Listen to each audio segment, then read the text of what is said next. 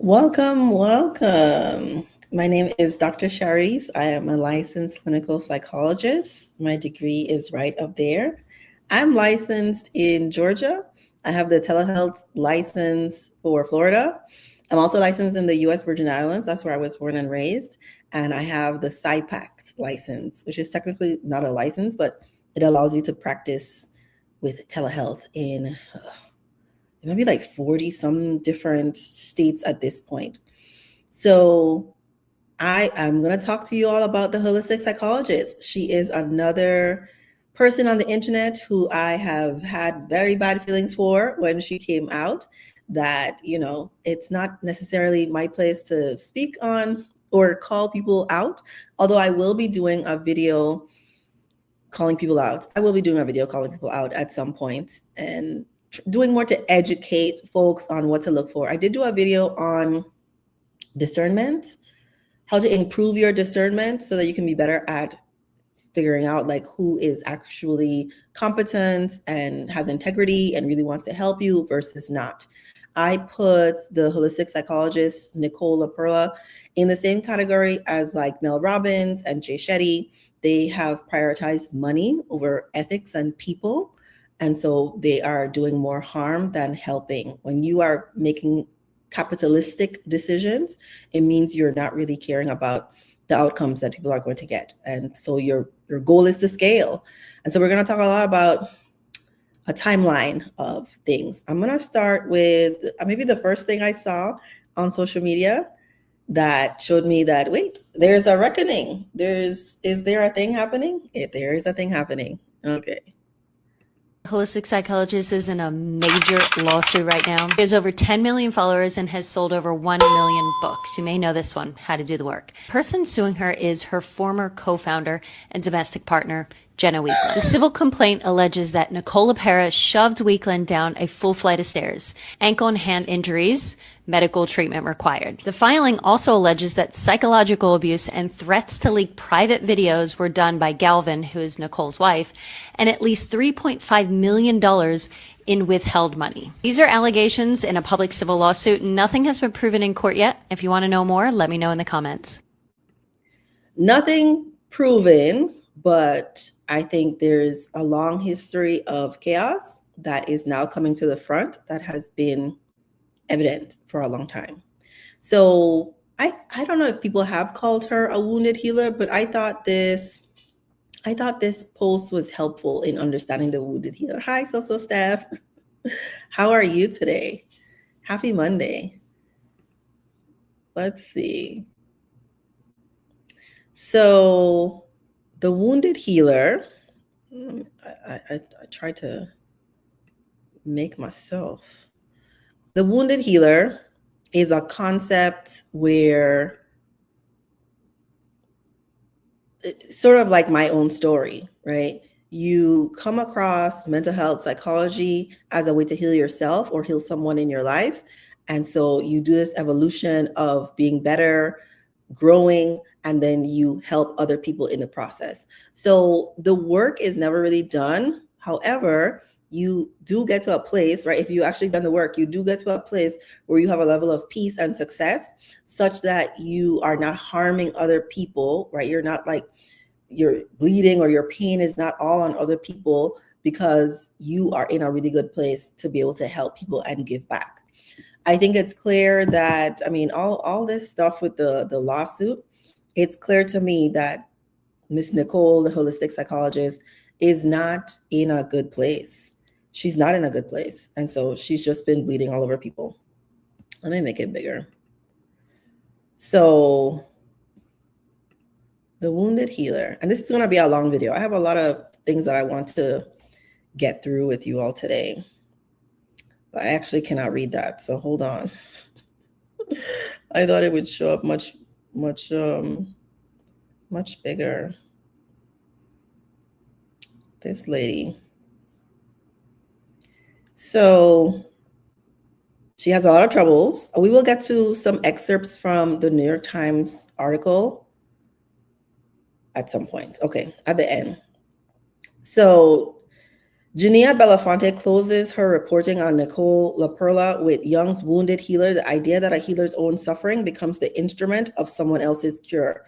It reads like absolution when it's actually the wrong diagnosis. And we'll get into some of the paragraphs in the New York Times.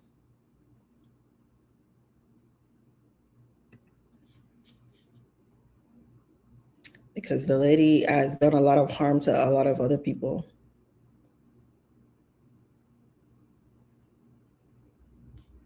A wounded healer is someone far enough along in their own repair that they can bring a lived experience of survival into the room with real immediacy.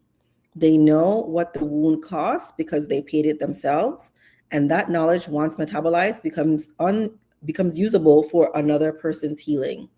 And if you actually have done the work to become a better person or to heal from your wounds so you're not constantly triggered, it means that the intention in helping people is going to actually be helping them and not exploiting them for money. That's essentially what this lady has been doing.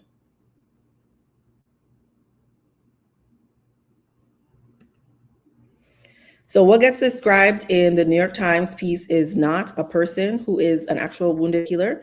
It describes someone still actively harming the people closest to her while selling her own image as proof that healing works, when it's like you can see she's kind of still figuring things out. Still, even we'll get to how she handled the Black Lives Matter epidemic, Black Lives Matter movement.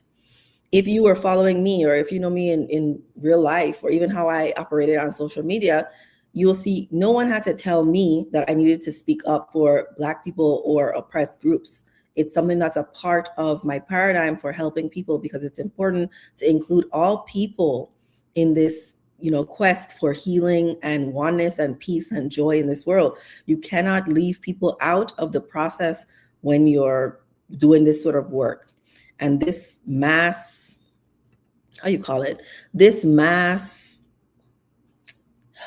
right? She has like millions and millions of people on her social media.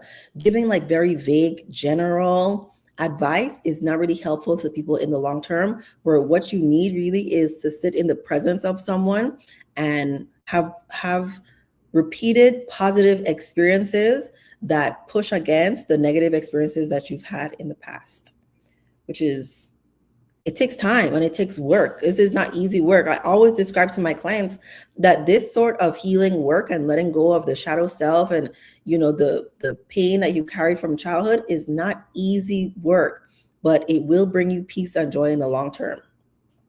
The force that pulls people toward a healer in the first place is idealization. I'm hoping, right? Part of why I like to share some of my own personal experiences is that I do not want anybody to idolize me. I want you to understand I'm a regular human being. I'm a little further along in the journey, but I make mistakes, right? My life is great, but I'm not perfect, and my life is not perfect.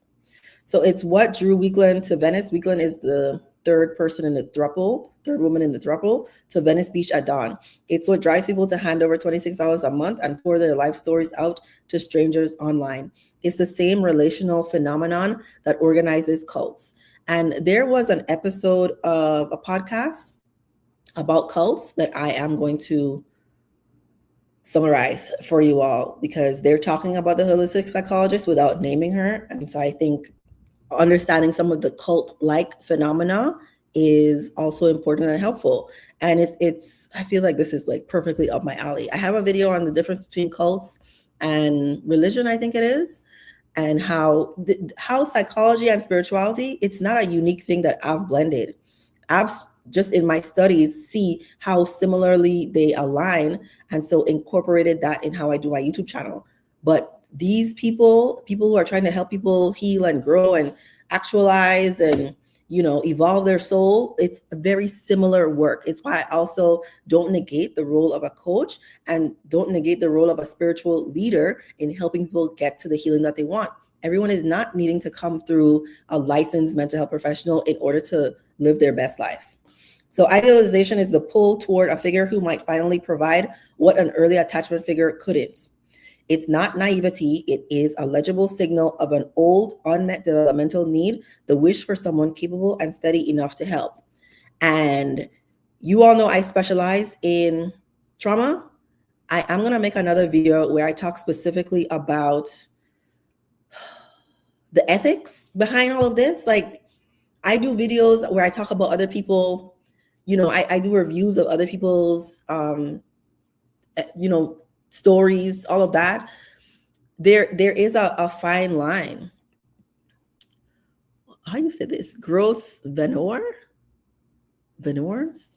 Okay. I can't watch right now, but I'll be back for this because while I followed her faithfully in the beginning, I began to notice the money grab after a while. I also noticed the perpetual victimhood. Yes. And, over here on my channel, I encourage you all to release blame for anything that you've done, right? This is the work for my clients who've been abused in childhood, mistreated, and understanding that now as an adult, it's your responsibility to do your own healing. You don't take on the shame that's not yours, but you do have to move past just blaming other people for what's happening in your life. It's going to be a long one. We're going to be here for a while. So a good analyst, psychoanalyst, doesn't shame that wish or strip it away on day one. The work is to let the patient take in what's good from that idealized figure, then slowly survive discovering the figure's limits, flaws, humanity. Timed correctly, that disillusionment is what builds a self no longer organized around needing a savior, so you understand, these are very susceptible people who are drawn to the holistic psychologist because a lot of times people are seeking help and not getting the kind of answers that they are looking for. I've seen it time and time again. I'm usually the second or third therapist that someone comes to when they're coming to see me. But sometimes I'm the fourth or fifth, or sometimes they've been in therapy for 10 years and one conversation with me feels like enlightenment compared to the 10 years that they've been seeing other therapists, right? This is really the only time I'm like very seriously. I take trauma very seriously. I don't take much of anything else seriously, but I take trauma very seriously. Hi, Casey Star 11. I heard a bit about her personal drama on a podcast I listened to. Interested to hear your perspective. What was the podcast? Did they go into it deeply, or was it just like mentioning like content creators or mental health professionals making content like briefly and then move on to a different topic? I'm curious. The podcast I'm going to talk about sounds like a cult. That's literally it. They just cover things that sound like a cult.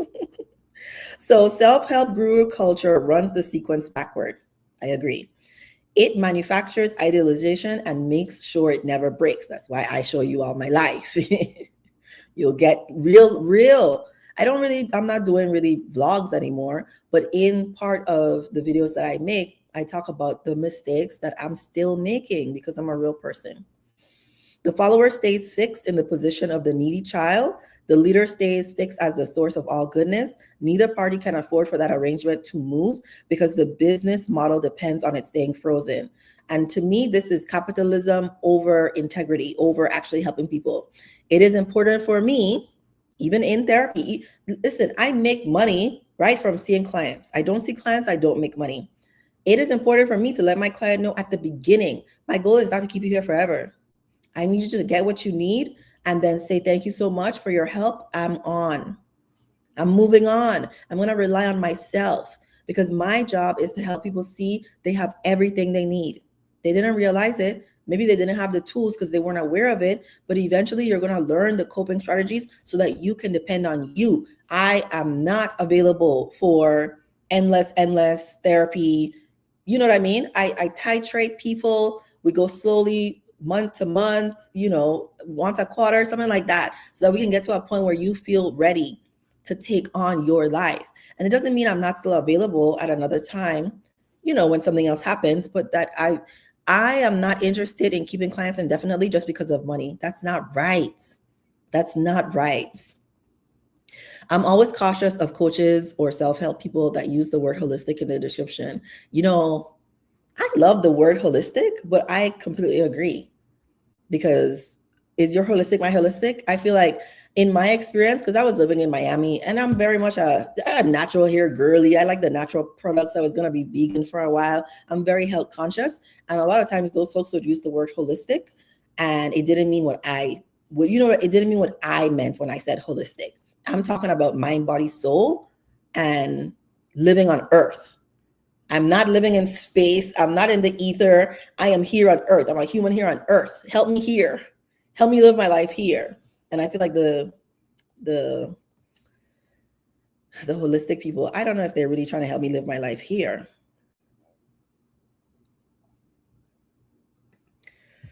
Okay. Calling out a wounded healer isn't generous. It's a categorical error. And the guru is continuing to profit from the confusion. Yes.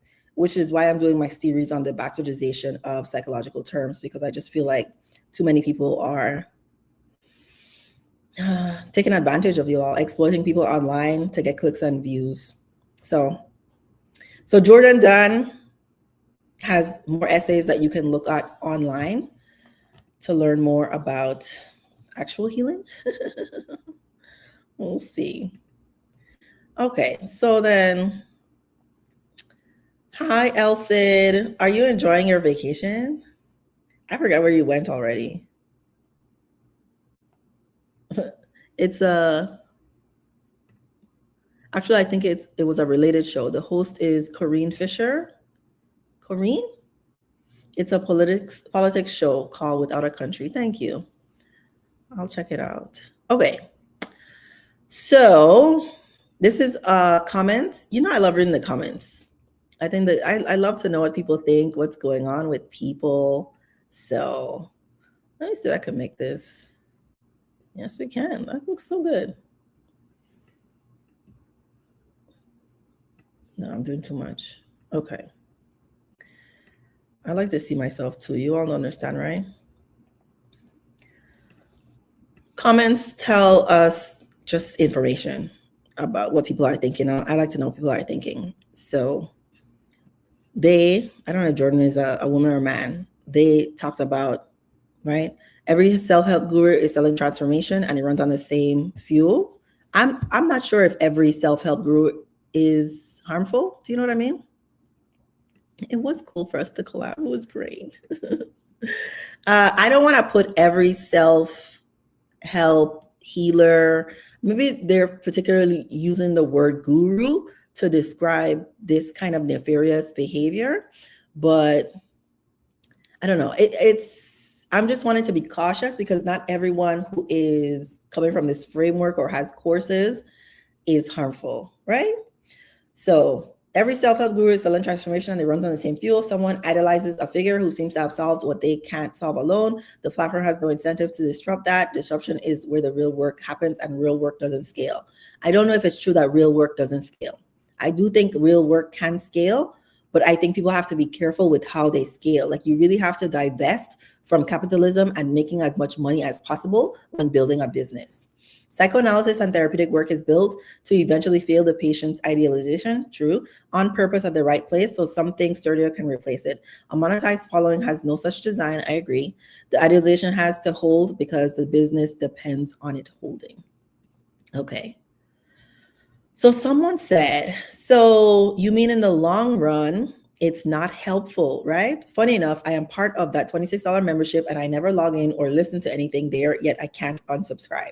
And so Jordan was saying, but wait, are you saying that you literally can't unsubscribe technically or metaphorically? She meant it metaphorically. She said, exactly. That's what I thought. Self-help, no, wait. I was saying metaphorically because it becomes almost dependent, like a cult-like. Even though in my case, I don't take part in the live streams, but when it comes to unsubscribe, I feel without direction, which I think is common for people who are not feeling sturdy, like their foundation doesn't feel strong enough for them to do life on their own without feeling that they constantly need to look to an expert to tell them what to do. Since I've seen her content, this particular self-help guru has always had a very distinct ability to teach developmental and relational pain and position herself as the cure to it. I come from a high demand religion. What is a high demand religion? Is that the Father God religions? that very closely resemble cult-like practices, or is it like Jehovah's Witness, where this was also done? So I got the and felt the sense of subtle but problematic emotional exploitation very quickly, and have blocked her account on all of my channels after she revealed racist ideologies and gaslit folks who confronted her several years ago. Integrity is missing. I agree. So calling her a wounded healer in and of itself doesn't align with the implication of the phrase. I agree too. I did want to mention, Mormons are considered high demand. They do have a lot of rules. I feel like Jehovah's Witnesses also have a lot of rules. There's so much dogma for people to follow. Nicole LaPera is licensed. So in a lot of states, I want to say most states, I don't actually know which states this isn't the case. If you want to call yourself a psychologist, you have to be licensed. I say licensed psychologist in my videos because most people do not know that you can only call yourself a psychologist if you are licensed. So she's maintained license in Arizona, right? She's up to renew her license in September. Usually they end at the end of the year. And that is funny. More in ads. Usually the license lasts for 2 years and it ends at the end of the year. Like no matter what time you initially got your license, it will run until the end of a 2-year period. But that, I don't know if that's a Georgia thing and just the Virgin Islands thing, because that's how it's the same here in Georgia and the Virgin Islands. But the lady is licensed. So when people are saying that she's not, she is. She actually is licensed. Okay, I have all the links in the description box for these sources, the articles. I haven't, you can go check out the Instagram, Jordan Den, but I have the links to all the articles in here. So in 2020, this is an article that came out about the holistic psychologist. People have been trying to rein her in or give her feedback or ask for some change for a long time. 2020, height of the pandemic. My goodness. Okay, so these are excerpts. I think I'm doing 3 articles. I don't have the full articles here. I have a lot, but not the full. So if you wanted to read the whole article, actually, I think I have the most of the Vice. This is the Vice one. But the other ones, I just have parts of the articles. So if you want to read the whole thing, then you can go and check out the links.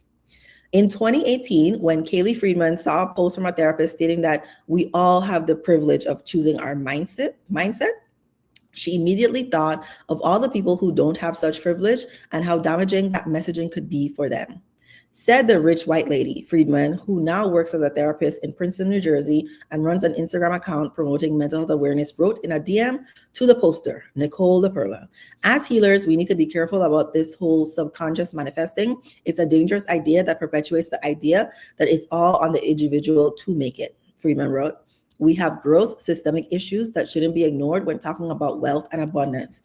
I hope you all have got from my channel that I put an emphasis on the systemic. It's important to understand the system and the rules that we're playing by if we want to have any level of success in this lifetime.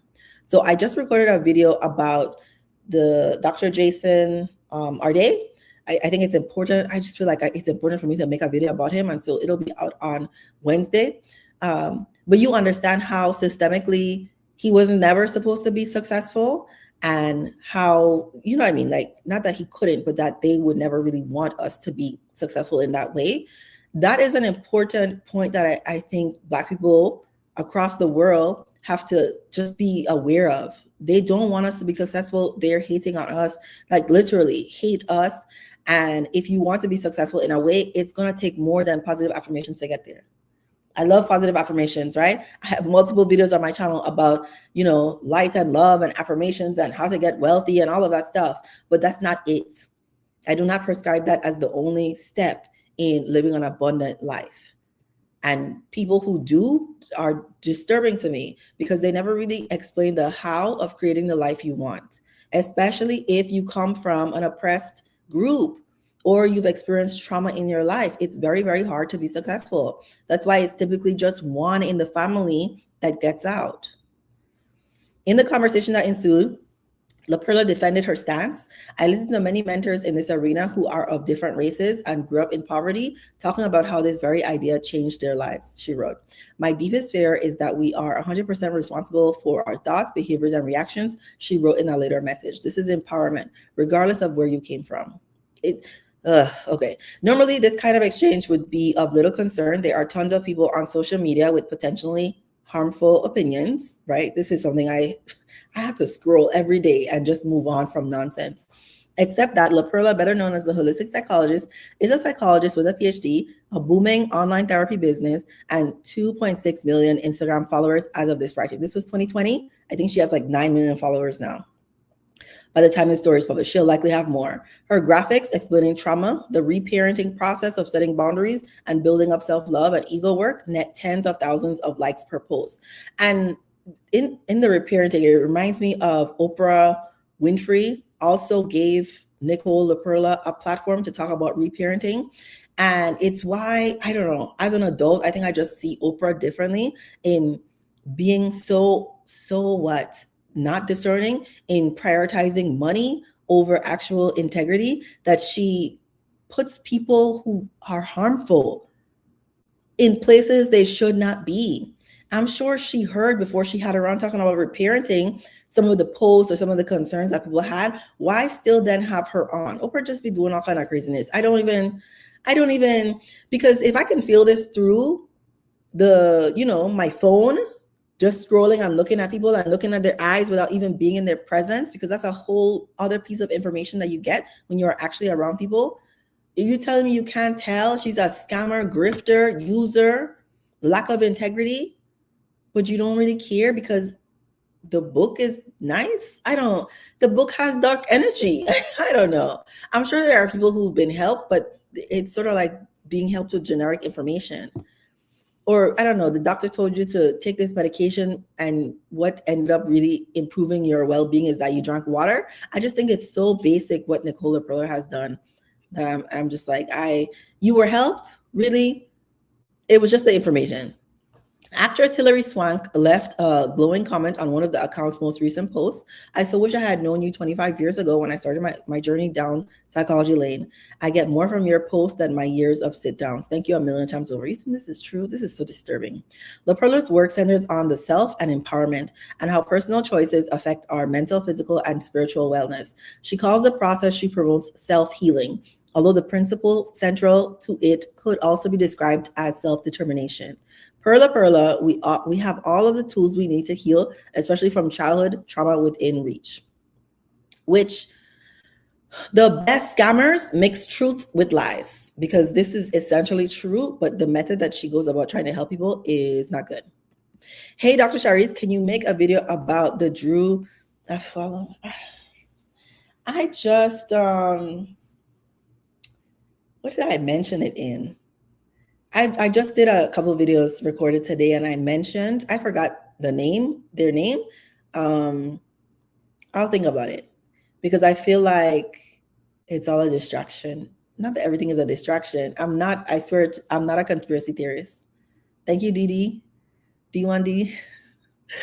I will think about it. I'm disturbed by the way people take little clips from a year or plus ago and make problems that don't really exist. There's no problem here. There's no problem here. There's no problem here. Maybe I'll say that a million times in the video. There's no, what do you, I have a couple ideas of videos about the LGBTQIA community, because I feel like I have not been vocal enough about that on my channel, right? I have videos about it, but I want to make my stance clear on I love all people. That includes trans women, trans men. I love all people. Very, very important to me. And anybody that wants to unsubscribe or go somewhere else, I would welcome it, because I love all people. Okay. LaPerla's work centers on the self and empowerment and how personal choices affect our mental. Oh, I read this. Okay. Perla, we have all the tools we need to heal, especially from childhood trauma, within reach. I do believe this. Telling people they have the power to solve their own problems is one of the stickiest tenets of pop psychology-driven self-help. I agree. Gurus ranging from Tony Robbins, who I don't like. My boyfriend doesn't really like him either, but Tony Robbins has a mentor. I always forget this white man's name. Jim Rohn. Jim Rohn. My boyfriend really likes Jim Rohn because he talks about self-development in all the different aspects of a human's life, but we don't really see it for Tony Robbins. And I do like Marianne Williamson, but there are limits to her as well, because probably based on her lived experience, it's not very rounded out. Yeah. But LaPera takes this to an extreme, promoting the idea of total personal responsibility for issues including trauma and mental illness, encouraging her followers to eschew the mental health establishment and widely accepted treatment options like therapy and medication in favor of self-healing. Now, that was news to me because I didn't stick around long enough to see what she was doing. But the idea that she is telling people not to go to therapy, girl, what? How has she not been sued sooner? In a post from November 2018, LaPera explicitly discouraged talk therapy as a route for treating trauma. Traditional psychology is based around the idea that you can spend week after week talking about trauma and make improvements, she wrote.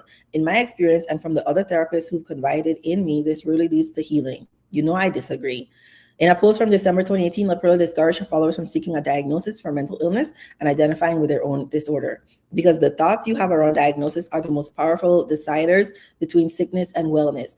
There are some people who make their diagnosis their identity, who get stuck in victim mode and do not progress any further beyond the diagnosis. That's true.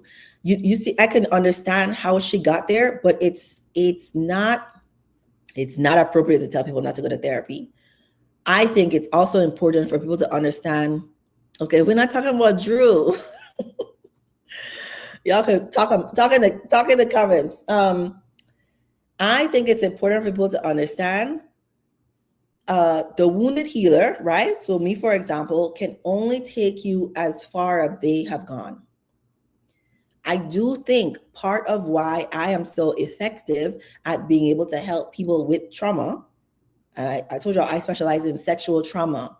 I'm talking about kids who were abused from like 2 to 12, fathers, uncles, siblings, some of the most horrific things you can think of. So I specialize in sexual trauma, but I've also dealt with physical, psychological, emotional, immigration. You are forgiven. It's no big deal. I can get distracted. I'm trying to remind myself to stick to the script because this is a lot to get through. And the process of becoming a person who is not holding on to that level of pain is hard. It's very doable. I've helped so many people. I can't even count, probably hundreds. I've helped so many people, children, teens, adults, get from being in deep pain, not wanting to exist anymore, to I love my life in whatever form it looks like. It's not easy stuff, but it is doable. I think being happy, I'm very happy. I am at peace. I have really good relationships with other people. I value all humans. I've educated myself on a lot of differences, a lot of the diversity that makes humans so interesting. I think that does play a role in my ability to be able to help people.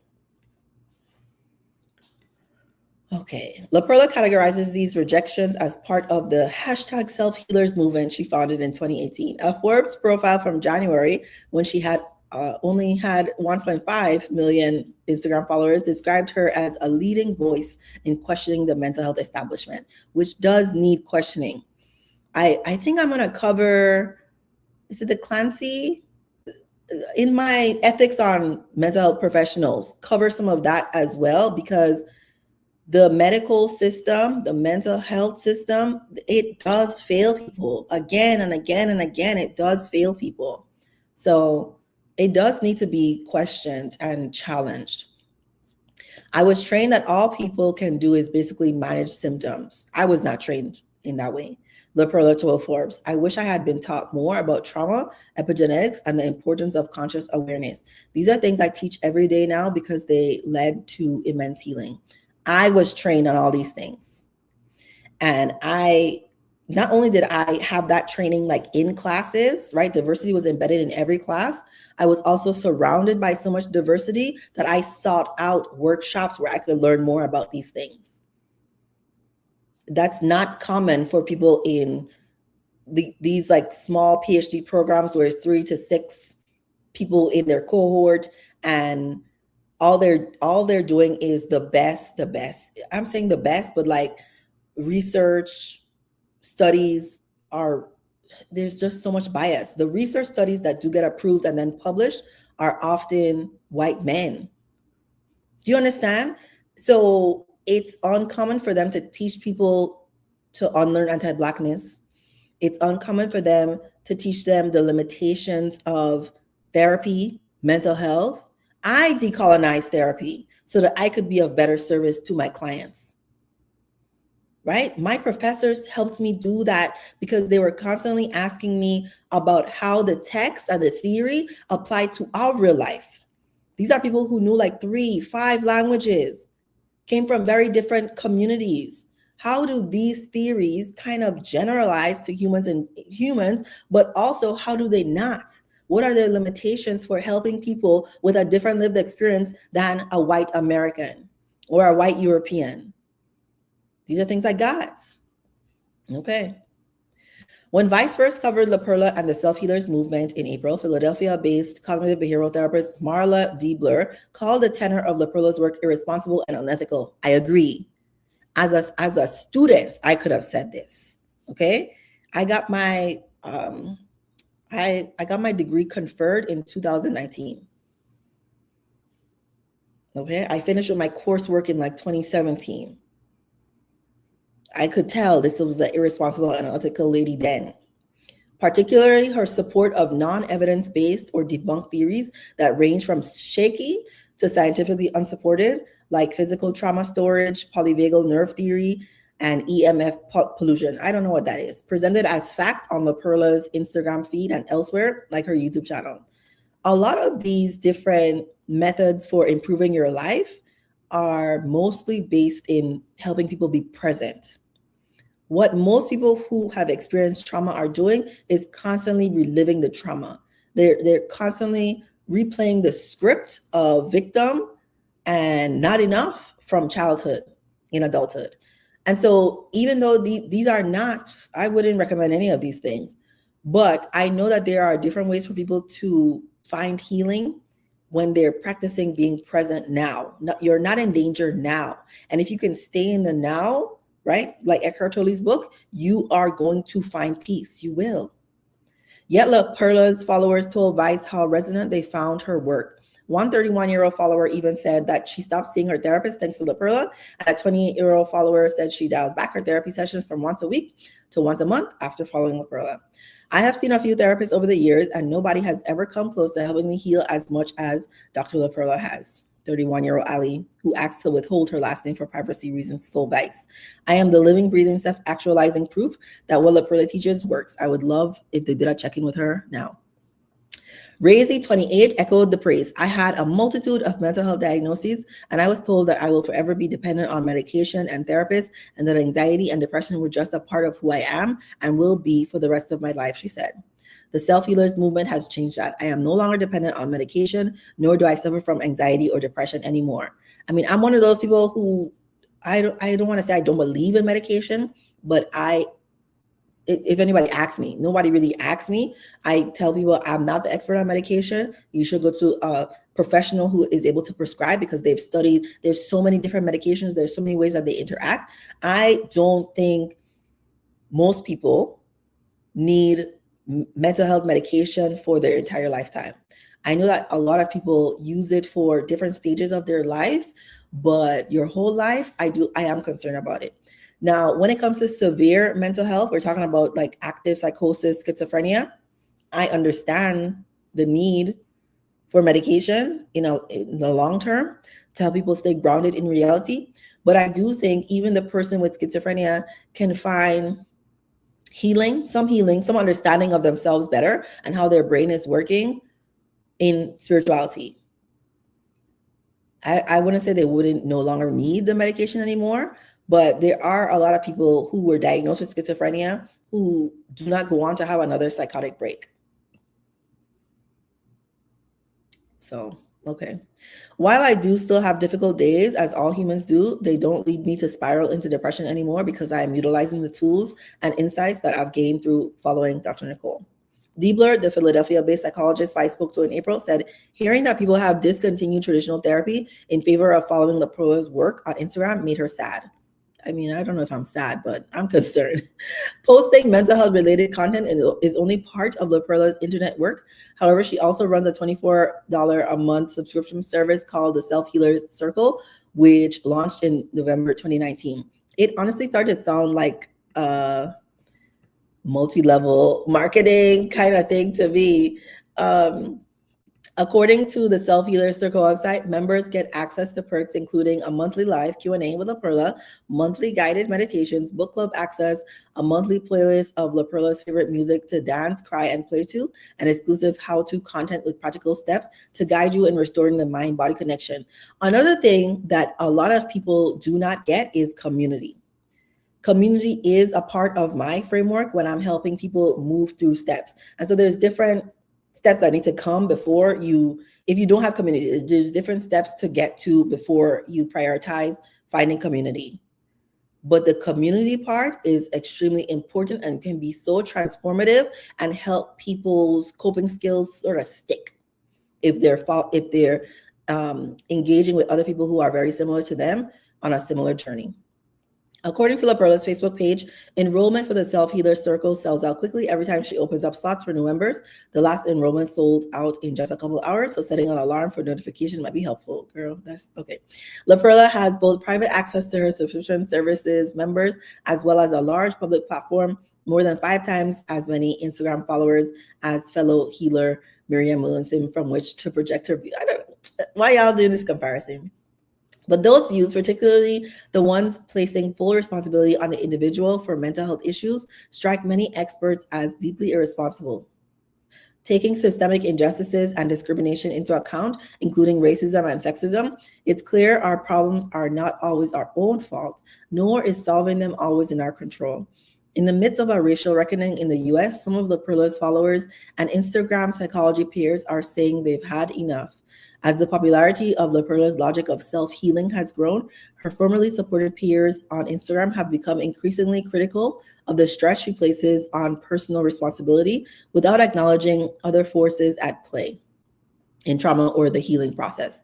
Those peers have asked her to reconsider her views and the potentially dangerous line of thinking they say she promotes to her followers. But they say that LaPera has proven resistant to this criticism, blocking or deflecting people who question her. Her critics within the community say they are alarmed by her refusal to accept criticism.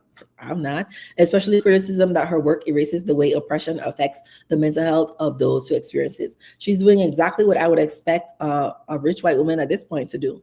She's misinforming people and presenting this sort of white privileged Karen spirituality that excludes everybody else. Sarit Chawla, a London-based psychotherapist who helped spearhead the backlash against LaPera, told Vice. Do you see how long these people have been working to try to dethrone this lady from her harmful information that she's spreading? And using psychological language and her education and her title to legitimize it. On May 4th, Chawla published an open letter to LaPera outlining the potential negative effects of LaPera's call to self-heal on her audience. As helping professionals, we have an ethical duty to consider the most vulnerable populations when speaking publicly on healing and mental health. A depressed, anxious, or traumatized person might read these posts and think, I'm addicted to being depressed or anxious. I'm addicted to being traumatized, which it might be true. The size of your following, coupled with your standing as a doctor of psychology, adds cachet and weight to what you say, so people believe it without question. Because what's the next step? You have this problem with depression or anxiety or identifying yourself with your problem or your trauma. Now what? This is not really work you can do on a grand scale. People need human to human connection. And I'm not saying I want it to be this way. Part of being a psychologist is going out and observing what people are doing. People need people. People heal in community. People need somebody to hold space for them in real life. That's why I'm so interested in, at some point, I do think we're going to have AI robots, who will be friends and comfort people and all of that stuff. I wonder if people will feel good or seen, right? The way some of my clients talk about ChatGPT, sometimes I think they're talking about a real friend. You talking about an algorithm program? I think people need people based on what I've observed, but I'm open to reconsidering if more data comes out. In an apparent same-day response, LaPera posted a photo of herself with a caption addressed to this community, her community, describing her inner child's response to the criticism leveled at her by Chawla and others. I read people, many who are trained in the same field as me, reinforce the false belief I have since childhood that I'll always feel isolated, and so I breathe. And so I look, this is so gross to me. And so I look at the screenshots from this community to remind me of why I'm here. And so I remember the greater vision in my heart. I trust that you will question, take what's for you, and leave what isn't. My work is not right. I am not the authority figure on healing. I am offering another path, a path that I fully understand isn't for everyone, she wrote. And I hope you all can see how someone can say like pretty words all together, but the energy behind it is one of victimhood or deflecting and not really taking accountability or making active decisions for change or improvement. Because what are we supposed to do with this? Chawla was initially a fervent supporter of LaPera. The only way I can describe it is drinking the Kool-Aid, she said, adding that she followed LaPera's work closely, especially after seeing how many other psychologists on Instagram followed the holistic psychologist and reposted LaPera's content. It became really apparent really quickly that she was such a big deal, and I didn't want to see any of her content myself. I figured clearly Nicole must know something that the rest of us don't know, and that she's revolutionizing the field. She wasn't. Now Chawla feels different, saying something like emotional addiction is a horrendous thing to say to someone, especially somebody who's traumatized. They're having big emotional spikes and drops, and then you're telling them it's because you're addicted, Chawla said. There's nothing trauma-informed about that. LaPera, I would agree. I would never say anything like this to somebody. LaPera has now responded to multiple requests for comment and detailed questions for this story. Nor did she respond to requests for comment on earlier stories from Vice. Chawla said she received an outpouring of support from her peers in response to the open letter, and that many people were eager to take LaPera to task for the things she posted, but that LaPera ducked criticism. The blowback escalated as LaPera's fellow posters found themselves increasingly concerned with her lack of content addressing the health impacts of systemic racism. Remember, this is pandemic time, which they say became impossible to ignore in late May. After the killing of George Floyd and the subsequent period of unrest in the US and globally, millions took to the streets and also to Instagram in support of Black lives. And you could go back on my personal Instagram and my videos here on YouTube that reflect this period of time.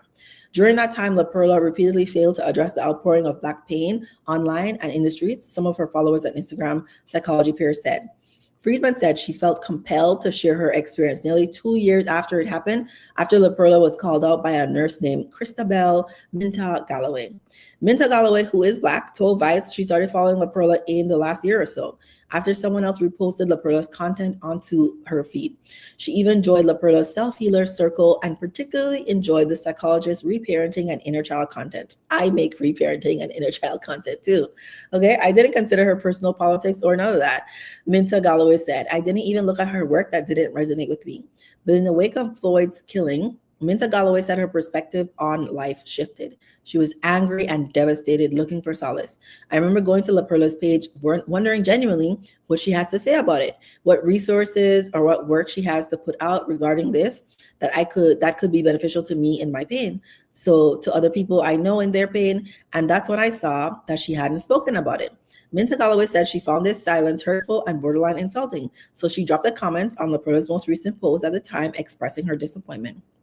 Okay, this is 2020. People gathering the data. Okay, we're not in 2026 yet. LaPerla DM'd Minta Galloway, who shared screenshots of the DM conversation in a pinned Instagram story. Hi, I wanted to reach out, LaPerla wrote on May 27th. Can you educate me on what you'd like to see more of? That is the worst thing a white woman could say. This is the worst thing a white woman could say, okay? Minta Galloway responded that she was too tired and pointed LaPerla to other white women on Instagram as examples of anti-racism. I go look at your page and I become disheartened by how little resources I get as a Black woman from someone I give my money to. Minta Galloway wrote, if you still practice psychotherapy, I couldn't have you as my therapist.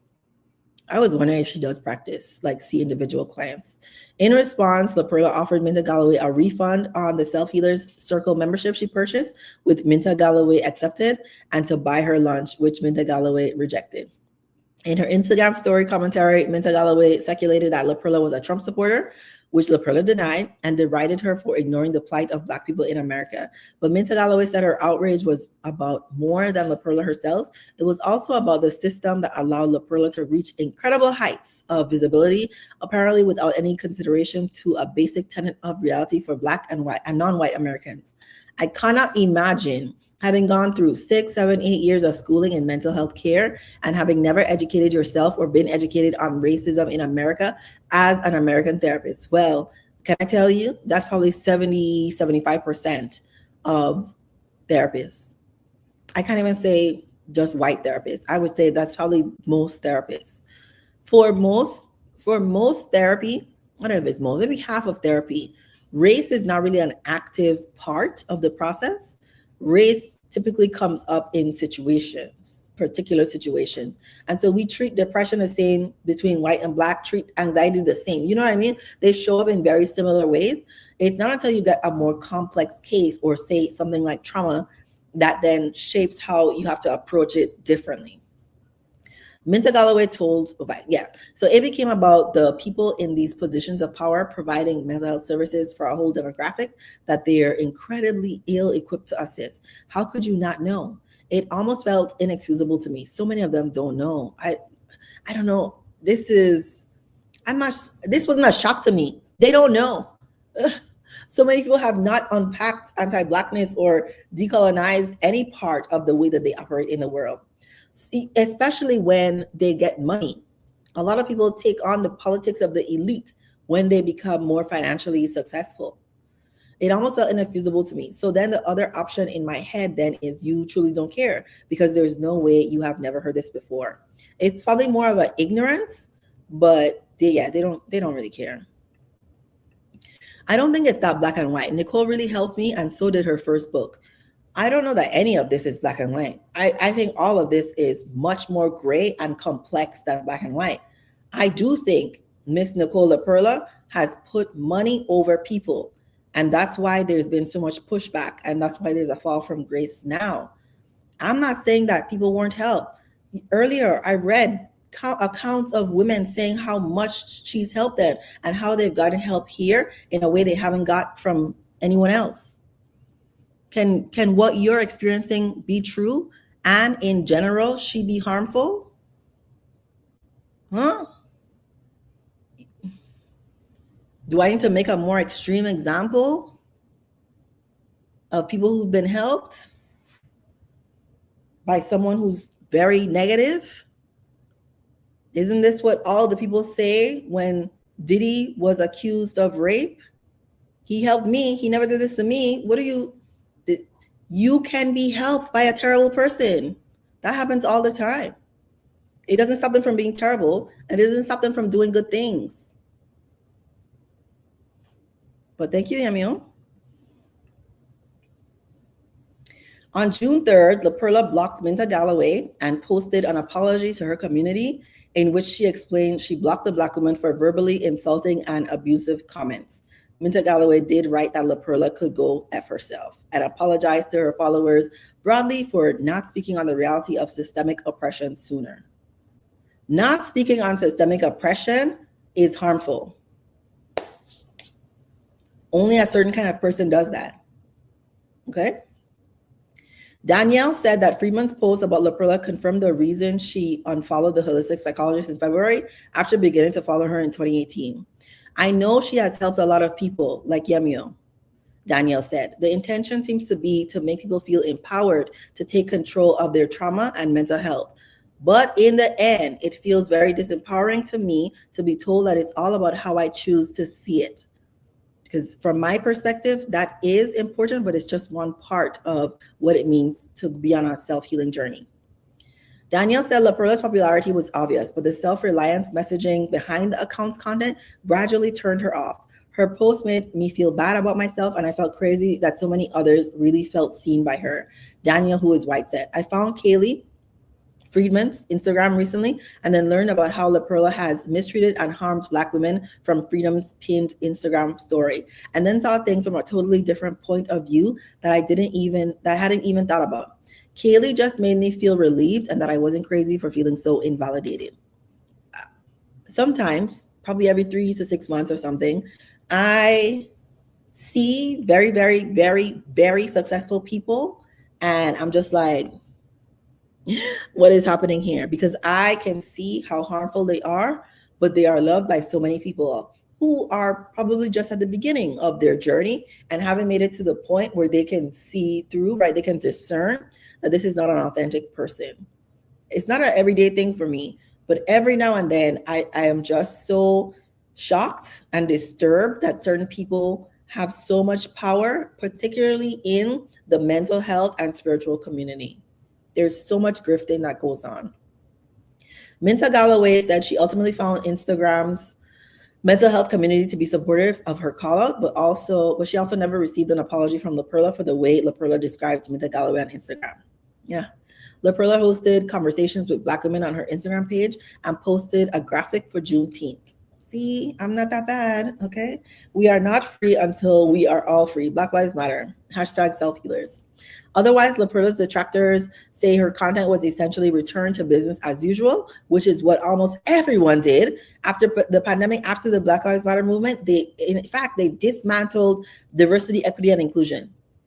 They said, we're not doing any of this Black people empowerment stuff, okay? With none of their major concerns addressed. But all of the mental health professionals Vice spoke to for this story said the problem extends beyond LaPerla's perceived ignorance. Chala, for her part, has questions about the nature of LaPerla's platform, particularly the self-healer circle. She pointed to an unusually restrictive clause in the terms of agreement regarding the content LaPerla subscribers post to the self-healer circle.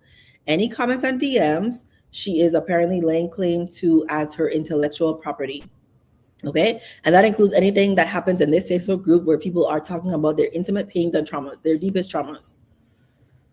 Okay, Vice reviewed LaPerla's terms of service, particularly 2 clauses related to intellectual property. One clause is comparable to intellectual property clauses on other forum-style websites like Reddit, where the things people post are licensed for reuse but don't technically belong to the company. But a separate clause diverges a little further from the norm, stating that any contributions originally created by you for us shall be determined a work made for hire, which would grant LaPerla extended rights to reuse and reproduce those contributions. Do you think I would do anything like this? Do you think I would do anything like this? I don't even bother my clients for reviews after. Oh, geez. It is unclear which clause covers what user submitted content, as LaPerla did not respond to inquiries on the subject, which leaves open the possibility that material posted in private spaces explicitly made for discussing and healing trauma could legally be used at LaPerla's discretion. She's saying, that's my personal property now to do with as I wish, Chala said. Where is the confidentiality and where are the ethics? Because, right, when I do my video on the confidentiality, ethics, what responsibility does the licensed mental health professional have to the public? If I am creating a healing platform, what responsibility do I have for the privacy, ethics, confidentiality? What if somebody is frustrated with something I'm doing, or say I'm harming them in some way? What am I supposed to do? There are things, okay? I don't have all the answers because we're living in a new world. This world with someone like me who is actively seeing clients, is also making content, is a new version of the world. Right? She started her Instagram like right before 2018. This is not like we've not been doing this for decades. According to the database connected to Pennsylvania's State Department, LaPerla still has an active license. I showed you all that She renews every 2 years. Our licenses are good for 2 years. LaPera's platform hasn't diminished as a result of the pushback from Chala and others, and detractors say the tone of her content remains largely unchanged, but they nonetheless remain confident about the future of Instagram as a psychoeducational platform. What is unique about mental health professionals speaking on social media platforms is that we cannot know who is consuming our content, Friedman said. Therefore, we have to be especially mindful and cautious about our language and how we present information that could be harmful to those who are listening. Our engagement in social media provides us the opportunity to maintain our ethical obligations to the populations we serve. Okay? And then LaPera created a book. Is it a leaf blower? My God. I like Reddit. Okay. It's another place I go to where people are talking about what their thoughts are on a particular subject. It's so neatly organized.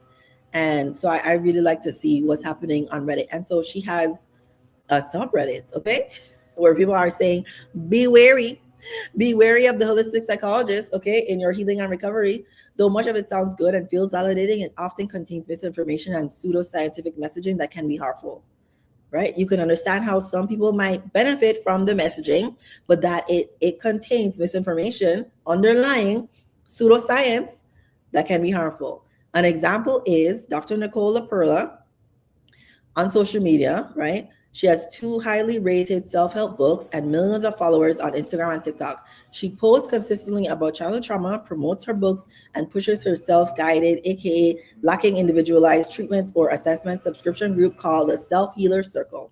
She claims trauma survivors can heal themselves with self-care techniques and fails to acknowledge and even disavows the wide variety of evidence-based methodologies used to treat trauma. Now, it is true in my training, friends, family, and faith, that is who people go to first for healing. You do not need, everyone doesn't need to see a mental health professional to heal their trauma.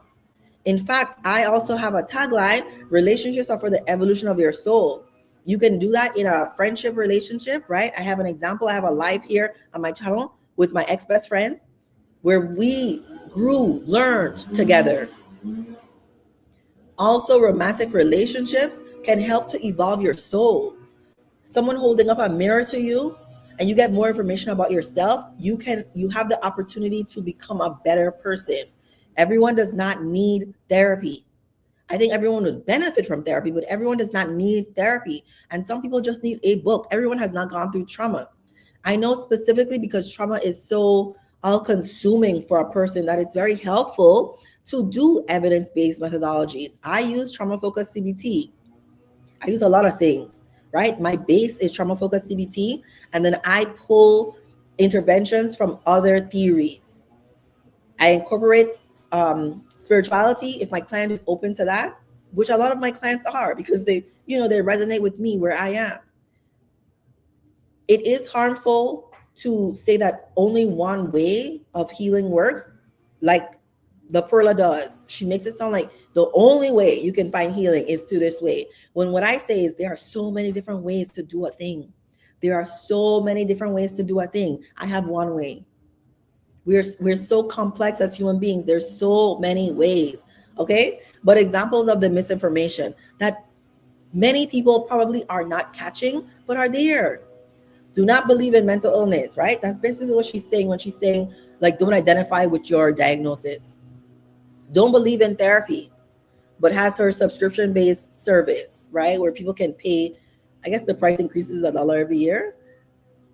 Evidence-based treatments that can facilitate, right? The group lacks thorough psychoeducation by neglecting to inform members of evidence-based therapeutic treatments that can facilitate trauma recovery. Instead of having access to a trained and licensed psychotherapist who can assess clients' psychological well-being throughout their trauma recovery, members are expected to guide themselves in their own trauma healing using mostly self-care techniques. And it is so, I don't know. I want to highlight that even though I think you all have a good understanding of mental health and what pain can look like for people, I do think the moderate to severe presentation of it, maybe you don't know, or maybe you only know one person who is really actually suffering. in a way that leads them to end their life, right? How many people do you know that ended their life? Did you talk to them right before they did it?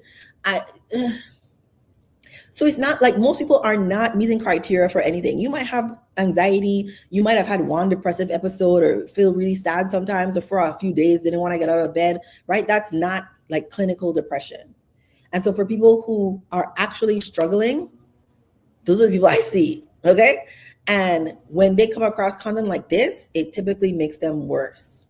It like makes them blame themselves more, and they're not really able to live the life that they want because they get stuck in that loop of blaming themselves. Claims trauma victims are suffering from an emotional addiction, which, right, part of it with the scammers is part of it is true. Has a history of failing to acknowledge systemic racism, right? Follows alt-right. Yeah, I did see that. Follows alt-right, anti-vax, and QAnon linked influencers on social media. Dangerous stuff, dangerous stuff. Her wife, one of her partners that now helps her, runs the Holistic Psychologist account, admitting to stealing $50,000 of donation money from a GoFundMe that was designated for homeless people. It's only a certain type of person who is literally in scarcity mode in their mind that steals money. Integrity is what you do when no one is looking. I would never. I wouldn't be able to sleep at night, but for people who are aligned with that energy, they sleep fine. Yeah, being a victim of childhood trauma leaves us very vulnerable, which is right why then I see people who are in breakdown over what is going on. Hold on. I want to describe what happened in the cult podcast, because this lady, I don't know if y'all are familiar with the podcast, sounds like a cult. This lady sounded scared to talk about this. She did not name the holistic psychologist, so I cannot 100% guarantee that she's talking about the holistic psychologist, but I am very sure she's talking about the holistic psychologist. Okay? So this episode is called The Cult of Instagram Therapists. She said the easiest lies are the ones adjacent to the truth, which is what I tell you all, right? The best scammers mix a little bit of truth in there. And so one of the hosts' name is Amanda. She has experience with the social media therapist cult. Example of therapists giving personal advice to strangers. She talked about the therapist giving vagus nerve advice and how she saw something online that says you should just put a cold compress on your chest if you're having sleep difficulties. And she said she did it once and it didn't work. She did it another time, it did work, but then it never worked again. And she was thinking about how many people look at things online for help before they actually go to a licensed, trained mental health professional. My biggest concern, like me personally, Dr. Shareece, is teenagers, right? They're young people who are just about to become adults who are consuming this information. It's forming their understanding of what it means to be helped and what mental health is and what their challenges are. And they're very, very susceptible to misinformation because they don't know nothing, okay? The teenager 25, they don't know nothing, okay? So this Instagram therapist, who I'm pretty sure is the holistic psychologist, mass disseminates mental health online and got bigger after COVID-19. She talks about shadow work, the mother wound, the mind-gut connection, which are all legitimate topics. They really are. The problem is the way people are talking about them or ascribing healing to being able to do your shadow work. Yes, that's important. Yes, you need to eat healthy foods, but all of those things are not going to cure you of your anxiety per se. And if it does, it did it in an inadvertent way that you think it's about what you ate, but it's really not. She's talking about complicated subjects that she is trying to make more digestible. She did say she didn't call it a psychologist. She said this mental health expert is only licensed in one state. And as we know, Miss Nicole LaPera is only licensed in Arizona, okay? And has millions of followers.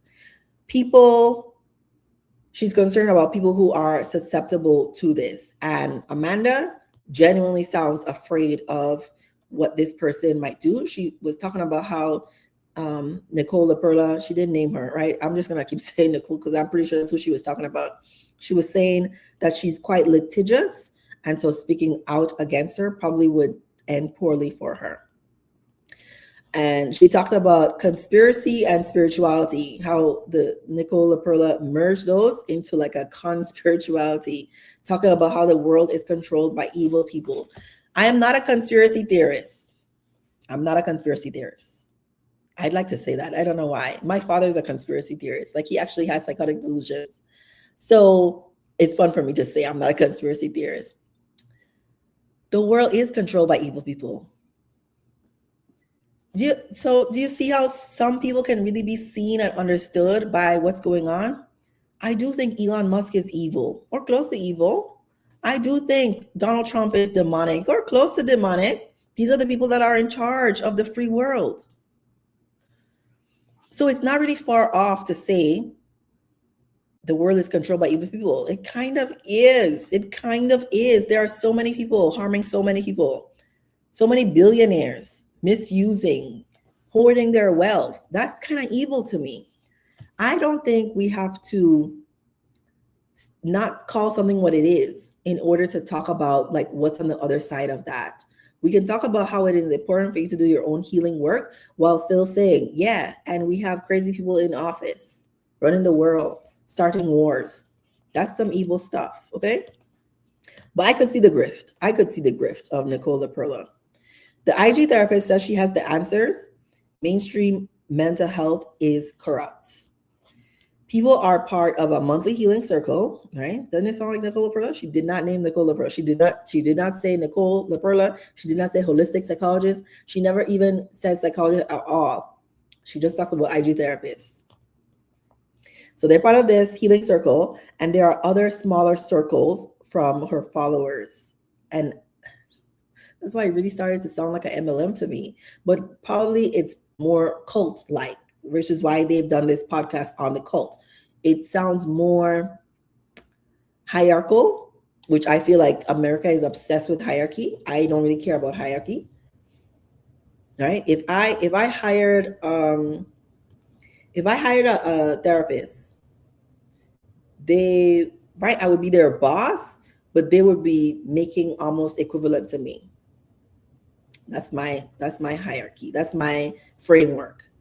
If I had a practice, a physical location where I had office space, I feel like my paradigm would be you rent the office space. I'm not taking any of your therapy money. I don't want to take it. Why would I take your therapy money?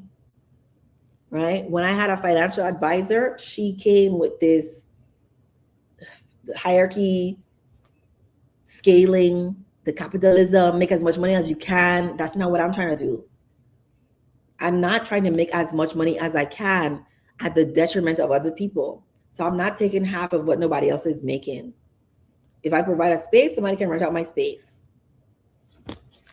I'll teach somebody how to market for themselves. I would never be a capitalist.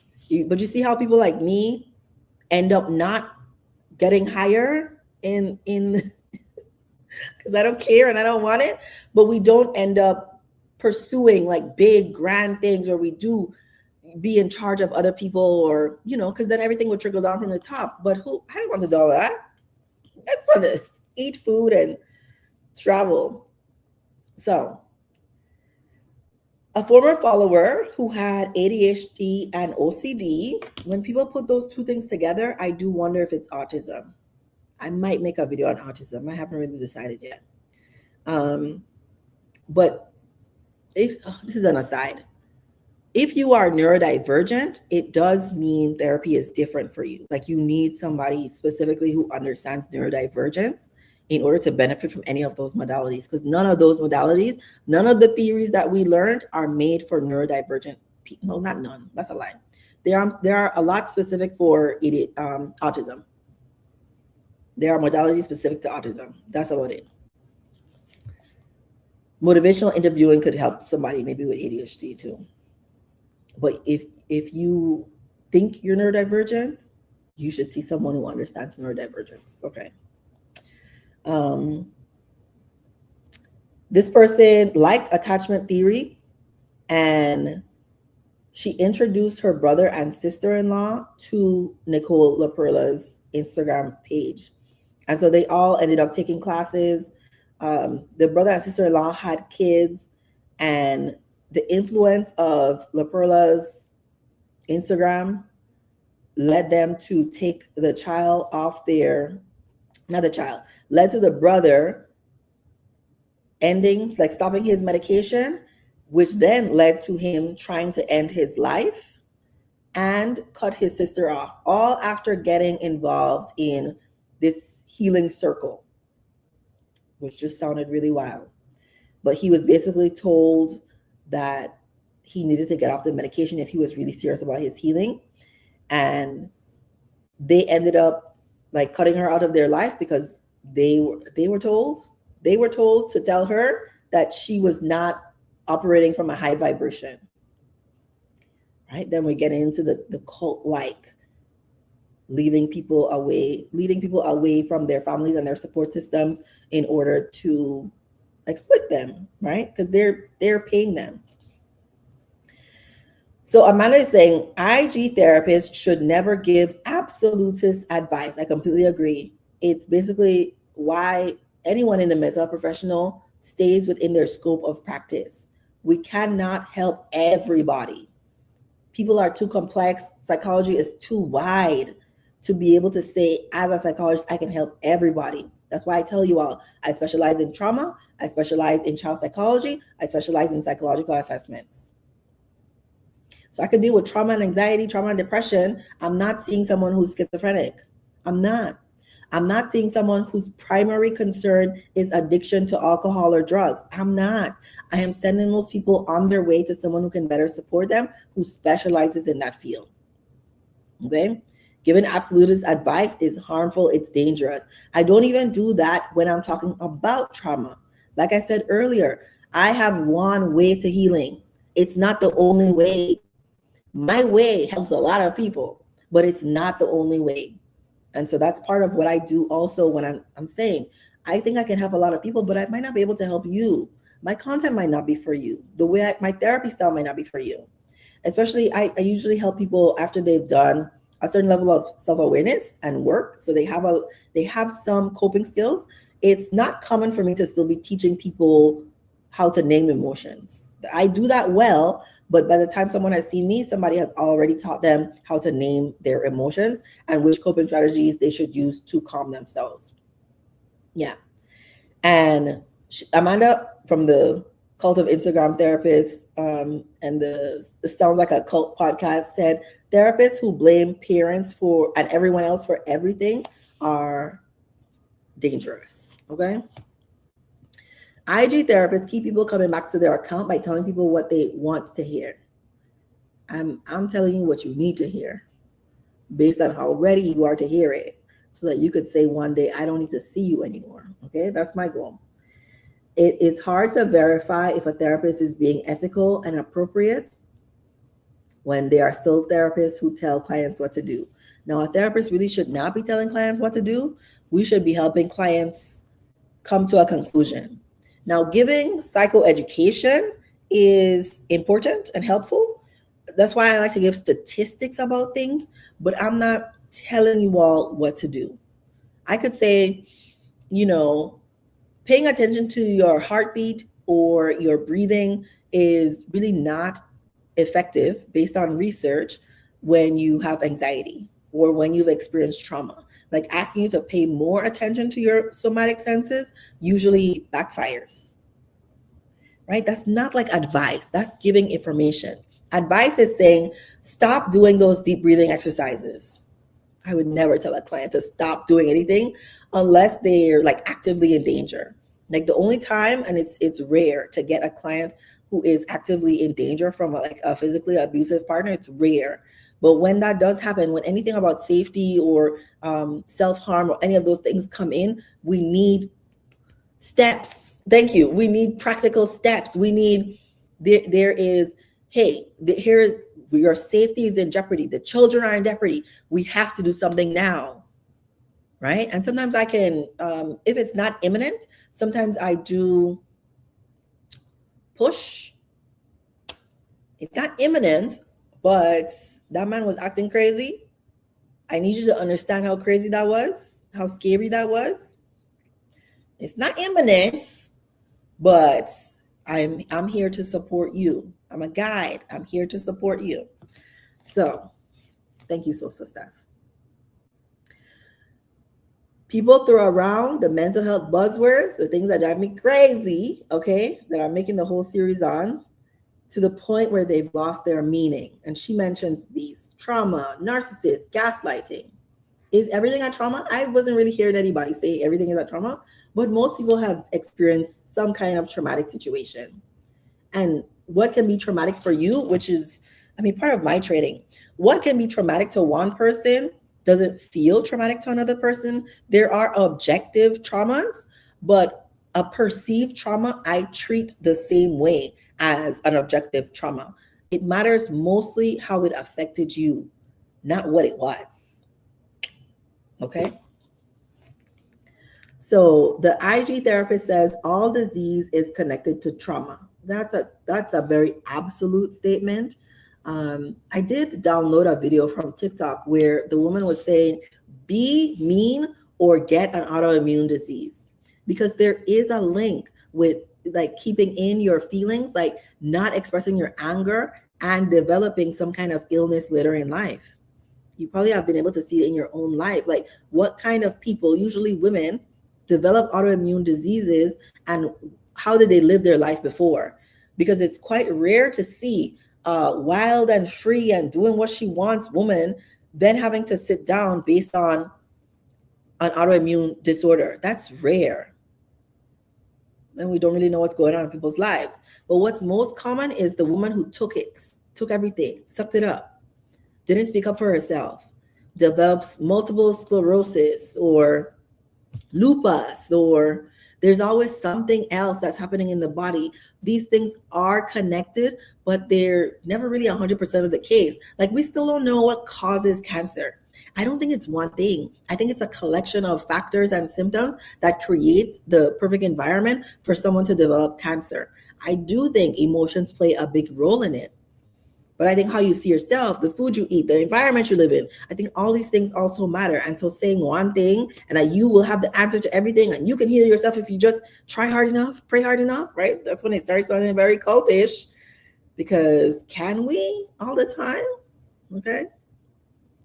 She said, what about children with leukemia? I mean, I have an answer for that too. I have a spiritual answer for that. And that the IG therapist follows QAnon. So to me, she's talking about Nicole LaPera.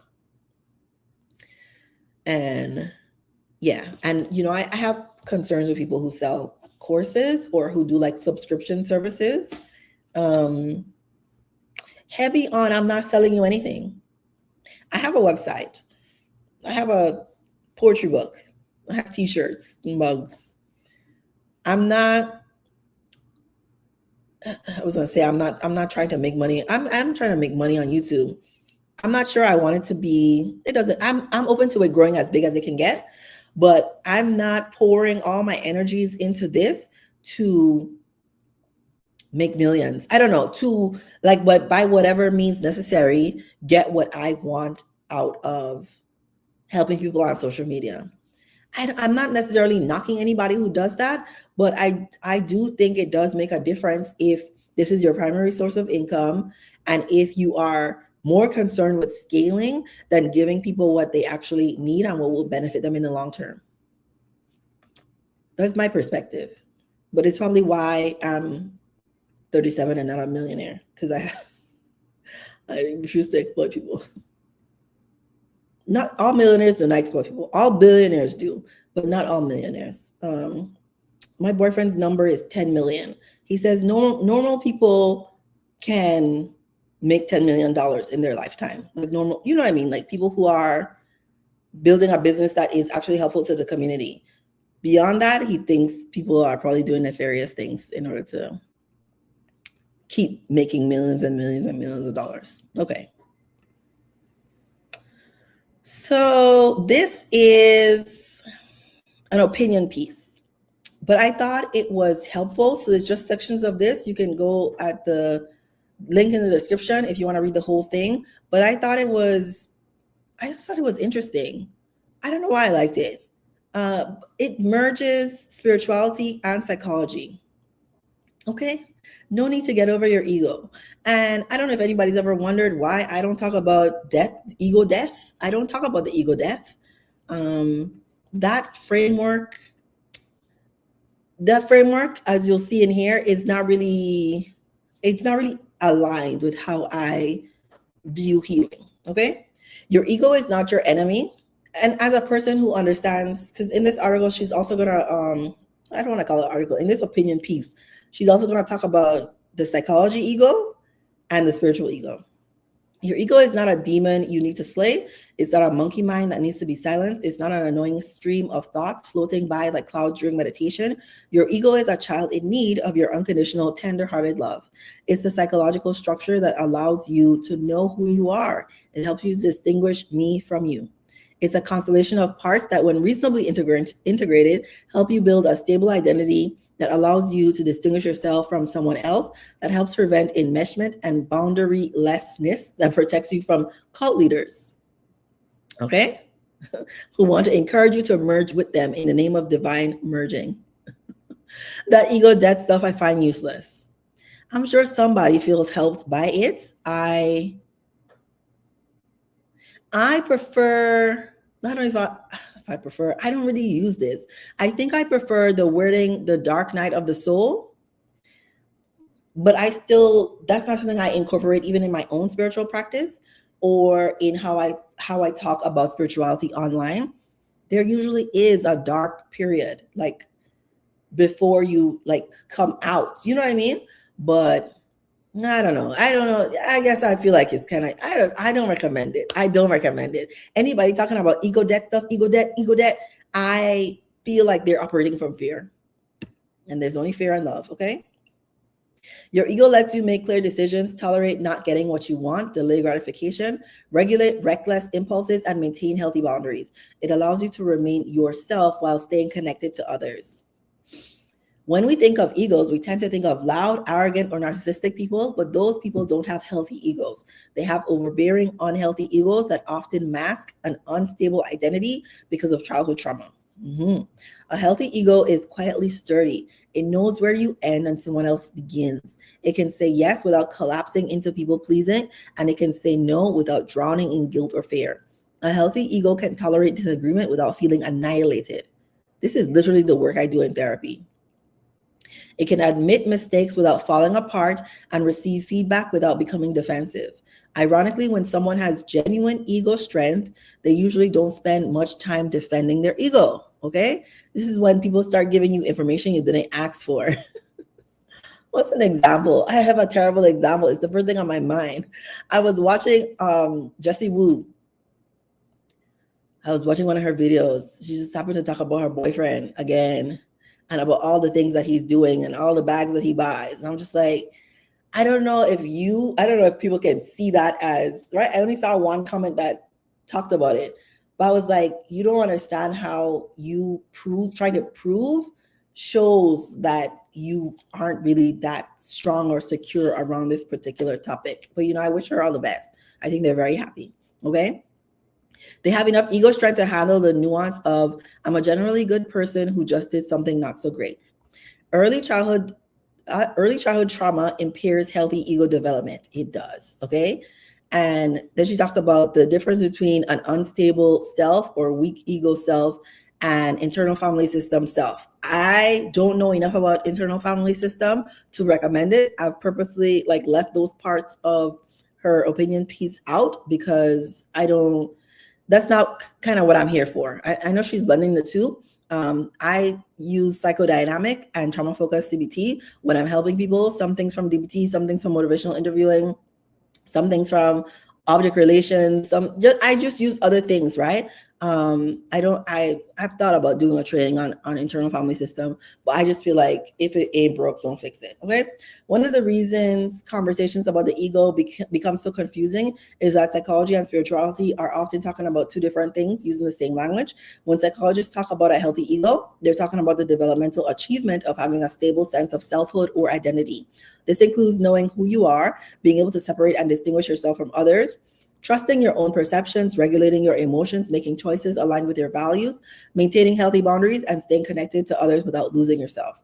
Developmental psychologists sometimes call this ego strength. Internal family systems will describe much of this as having protectors or parts that are no longer forced into extreme roles because the inner system feels fundamentally safe.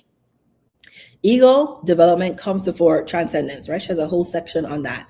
And then she talks about how ego strength is not the same as egotism. A strong ego is not the same thing as a big ego. Egotism is often an unstable identity marked by insecurity, wearing a costume of grandiose superiority, like that of many spiritual teachers, okay? Healthy ego strength is something entirely different. Healthy ego strength means you can know who you are without needing constant validation, maintain your own thoughts even when others disagree, set boundaries without excessive guilt, hold people accountable when they're hurting you, say no, respect the autonomy of other people, protect yourself from abuse, take responsibility for your mistakes, recover after failure, stay connected during conflict without losing yourself, and trust your own perceptions. Basically, what it means to be a healthy human being. I'm reading this stuff very quickly, but this is the hard stuff. To do these things as a human, if you had shaky ground, trauma in your childhood, these things can feel so incredibly hard. I don't want to discount that. And make choices based on your values rather than blending with scared parts. Note that none of these qualities make someone arrogant or narcissistic. Quite the opposite. They're the very qualities that make genuine humility possible. Spiritual bypassing often mistakes dissociation for enlightenment. Many traumatized people with weak ego strength are drawn toward spirituality because they genuinely long for healing, belonging, transcendence, and unconditional love. That need for belonging is really what attracts people to cults, because it makes the in group, out group very strong.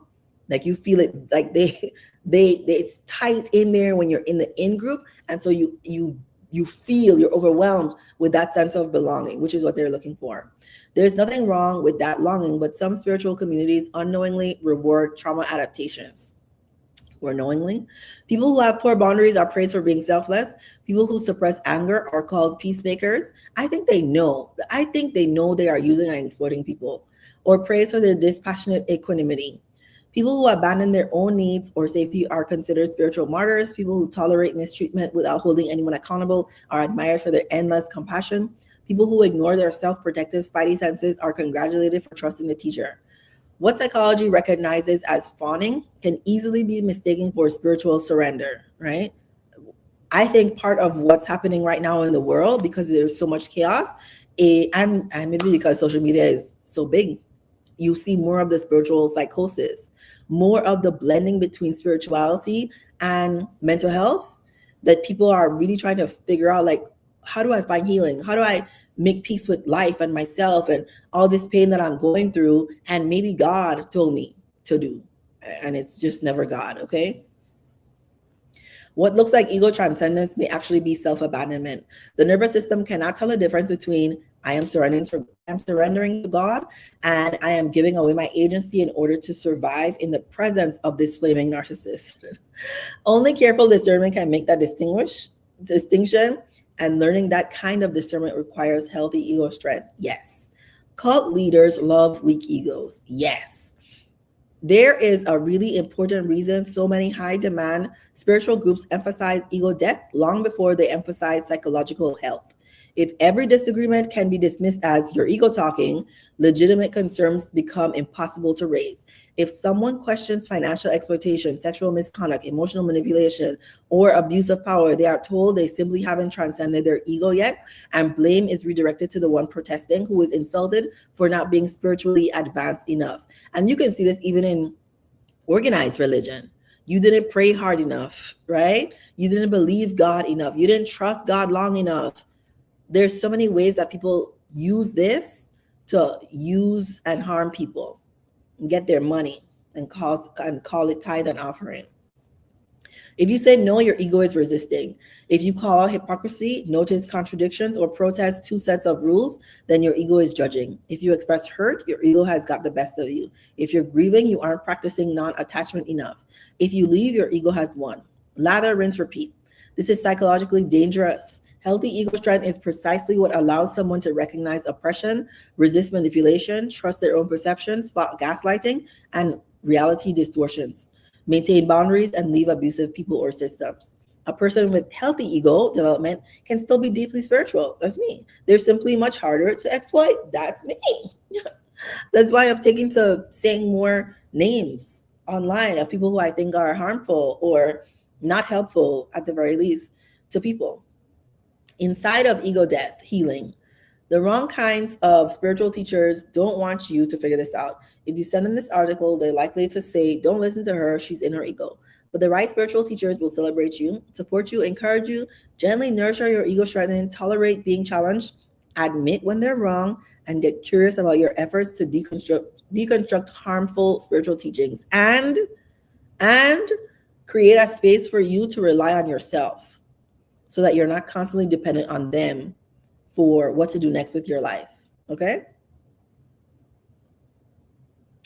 It's so interesting how the spirituality, the cult stuff, all kind of blend together with this holistic psychologist. It makes so much sense. Okay, so this is the New York Times article, and I feel like we've gone over so much already. This one kind of highlights the cases, her being sued, and the kind of drama that was happening with the wife and the other. In the article, I didn't get the, hold on, let me see. There are pictures that I want to show you all from the article. I was gonna get it, but hold on. From the New York Times article. Pictures of Nicole and another image of her with well, they're not together anymore, but the third person in her throuple. That's, and her eyes, all these ads. Jenna Weekland, that's the third person, the third woman who joined their throuple. This is the picture of her eyes that I was like, y'all don't see. This reminds me of the Smile movie. It reminds me of the Joker, the Grinch. Just disturbing things. This does not, I don't think this is a happy person. When I look at this, I'm not feeling this is a happy person looking at that. And then maybe one of the most disturbing things, not this is cute. This is a cute picture. They look so cute. But the disturbing part was they used to do these skits. What is this? They used to do these skits. The power dynamic to not even be able to think ahead that, Nicole, you are the psychologist here. You are the owner of this multi-million-dollar business. You really should not have your third person in the throuple acting as the child. There was really no need for you to put her in pigtails and have a stuffed animal with her. It very much a plastic smile, Sally. Very much. It was so disturbing. The power dynamic here, not really being able to have the foresight to see how inappropriate this is. That is so disturbing. I've been learning about some of the more extreme sects of Mormonism and their intersections with some high-profile crimes. All of the crimes center around sacrifice, even killing your child. Listen, when you have Christianity, I like when people say, y'all doing blood rituals, the blood of Christ, you covered by the blood of Jesus, you drinking his blood. Some people really do take that to the extreme, but in a lot of spiritual practices, I I have researched, not researched, because like when I say that, I hope you all don't think I went out and gathered data and interviewed people or anything like that, right? But just online, getting information about different kinds of groups of people, right? So from Santeria to what they're practicing in Brazil to Catholicism in Europe, understanding all the differences that they do. A lot of different religious practices, spiritual practices require blood sacrifice. Even Christianity, the Jesus was on the cross, they pierced him, right? It was so graphic. This is all the same things. Like, just, I think that was the last picture. Yeah. I wouldn't be surprised if they were doing role play stuff. This is so disturbing. This is so disturbing. And so the person who feels helped by this is just looking at the words that are being said, because the back and forth audio is accurate, right? What happens to the child when they are dealing with an emotionally absent mother, how the emotionally absent mother interacts, responds, doesn't, right? Connect with the child. That's true. But when you zoom out, when you really think about it, should Nicole LaPera, the owner, the psychologist, really be having one of her third trouble people on the floor? So there's like so many hierarchy differences here. Should she really be doing something like this? No, she shouldn't. That's the answer. She should not. But people who are lacking integrity, they do these kind of things. The truth about them comes out eventually. They can't help themselves. Somebody like me, who's trained, or who just has, I don't know, understands energy, doesn't like it, can read between the lines of what's happening. Anyway, okay, let's go back to my article. Well, how I pulled it all out. Okay. To go through some of her probs. Okay. Her chief partner in the enterprise was her wife, Lauren Galvin, known as Lolly, who helped shape the company's identity. Early on, they were joined by a third person, Jenna Wigland, who engaged with the online community and appeared alongside LaPera in videos and on podcast episodes. Like Galvin, Wigland had no formal psychological training. At one point, LaPera announced on Instagram that she, Galvin, and Wigland were in a romantic relationship together. So again, I'm not doing the whole New York Times article. They do have it behind a paywall. I think you'll get it for like $1. I did their 7-day subscription, but I've never, since they've changed their model. I don't know, right? Here we are. Okay, so last summer there was a troubling disruption. In August, a startling accusation appeared on the Holistic Psychologist Instagram page. So this would be 2025. The podcast came out in 2022. The Vice article was 2020, right? So in the pandemic, and then the podcast is 2 years after, and now we're in 2026. But last year, a lot of this started kicking up again. So in August, an accusation appeared. Dr. Nicole LaPera has never written on Instagram, TikTok, or YouTube. She's spoken since the inception of her career. Someone posted anonymously on her page. Okay, drama for your mama. She is the face of a brand she did not voice. Soon after the post appeared, the Instagram account went dark for a time, and its followers speculated about what had happened. Many wondered about Wigland, who had vanished from the holistic psychologist community about 4 months earlier. Ooh, it feels like a book, okay? Traditional therapy demands a certain anonymity on the part of the clinician. That is traditional therapy. I have decolonized therapy, so I don't really prioritize anonymity. I'm already a private person, so that's about as much as people get. But it used to be you didn't know anything about your therapist. It used like you didn't know nothing. You didn't know if they had kids. You didn't know where they grew up. You didn't know nothing. Now I give my clients like basic information about myself. They already have on my profile that I'm from an island, I'm not married, and I have a son. That's usually what I tell people.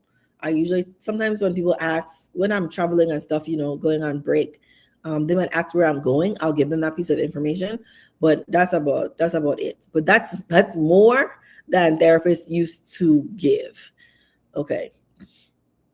But media therapists, as the psychiatrist and author M. Scott Peck long ago described this segment of the guru class, build their images on self-revelation.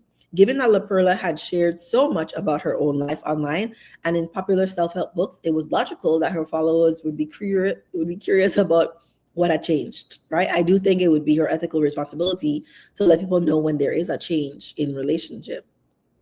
The story became clearer earlier this year when Weekland sued LaPera and Galvin, arguing that her role in the holistic psychologist was foundational and that she deserved significantly more compensation than she had received.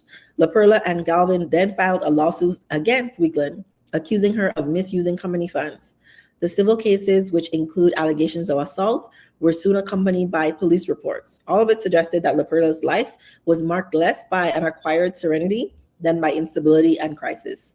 LaPera had landed in uncomfortable contrast to her own advice to choose people who bring peace and contentment instead of chaos and suffering. I mean, I don't know, this is such an old story. Like, I mean, not story, but like concept that the person who on the outside appeared to have everything together didn't. Okay. I used to be that person, but my version was a 20-something-year-old in an abusive relationship while I was going to school. There's nothing on this level, I'll tell you that. But my personal life is peaceful. If you know me in real life, if you ever see me out, I'm the same as I am here. You will get politeness and friendliness from me in real life because that's who I am genuinely. Okay, all of it suggested that LaPera's life was marked by an acquired serenity than by instability and crisis. LaPera had landed in uncomfortable contrast to her own advice to choose people who bring peace and contentment instead of chaos and suffering. Her childhood history then shared and how she was drawn to attachment. Oh, I wrote this note for myself. In the article, they talk about her childhood, the dramas in her childhood, and attachment theory really makes a lot of sense to people who have experienced trauma in childhood, because that's one of the things that was most impacted by the trauma, right? The actual consolidation of self and being able to interact with other people is one of the biggest things. Okay, shortly after her 30th birthday, on vacation with Galvin, she suffered an acute, this is LaPera. LaPera suffered an acute bout of despair. She began connecting her physical ailments, stomach trouble, fainting, panic attacks, to the childhood tensions that conventional therapy had failed to resolve.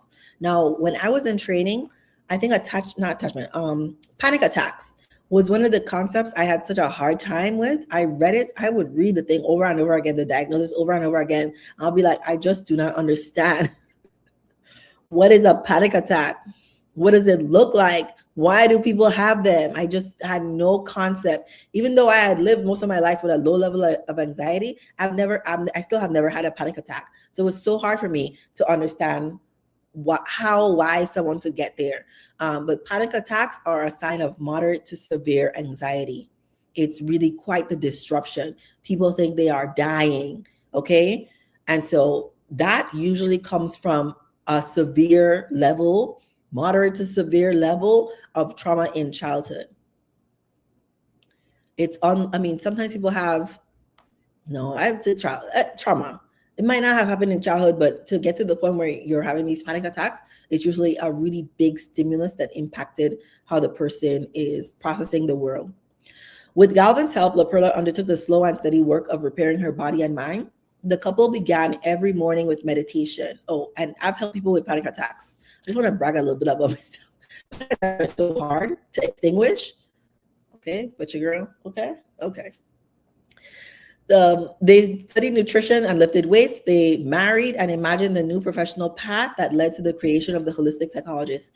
Eventually, she started talking about nervous system dysregulation rather than mental illness, a designation she had come to question.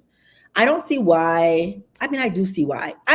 I follow a lot of spiritual stuff, okay? I check in on a lot of things people are doing spiritually and the buzzwords that they are using. From my perspective, we do not have to separate mental illness and nervous system dysregulation. Nervous system dysregulation is a symptom of mental illness. So if it's all connected, mind, body, soul, spirit, it's all connected. So we don't have to separate them and treat it like one is the better answer than the other. It's all really helpful information altogether. And so when people isolate nervous system dysregulation, because you might have seen right on social media and stuff, there are people who might be a nervous system regulation coach or something like that. Those people are just trying to make money. They framed it this way so they can make money. Yeah, because that's not a thing. What we're talking about is feelings and emotions and your thoughts and behaviors. That's psychology. It's just psychology, okay? By July 2021, they had moved into a rented stucco house in Scottsdale, Arizona, where they bought a bed large enough for 3. LaPera announced a new configuration on Instagram. I am in a throuple, the post began, a 3-person committed relationship. She had been reluctant to share this, she said, but she and her partners had promised to be transparent, authentic, and candid about who we are.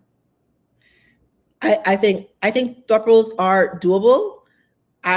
In my experience, the people who engage in thruples usually have difficulty with attachments. You would think they would couple with less people, but no, people do all kinds of things to try to fill the void. A few months into the arrangement, Weekland grew close to a next-door neighbor, Jennifer Kosalar.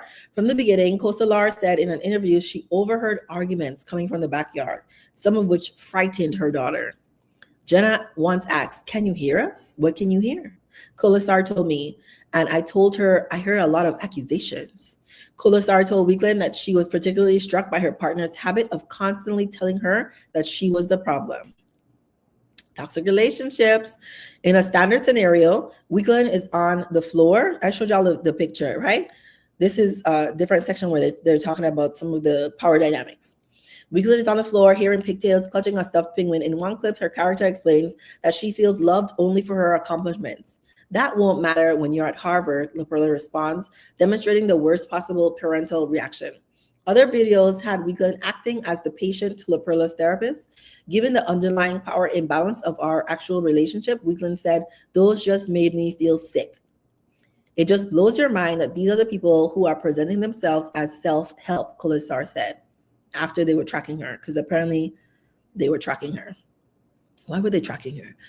Later that summer, Weekland and LaPera were back in Scottsdale. It was against this backdrop that the anonymously written Instagram post claiming that LaPera was the face of the brand she did not voice appeared.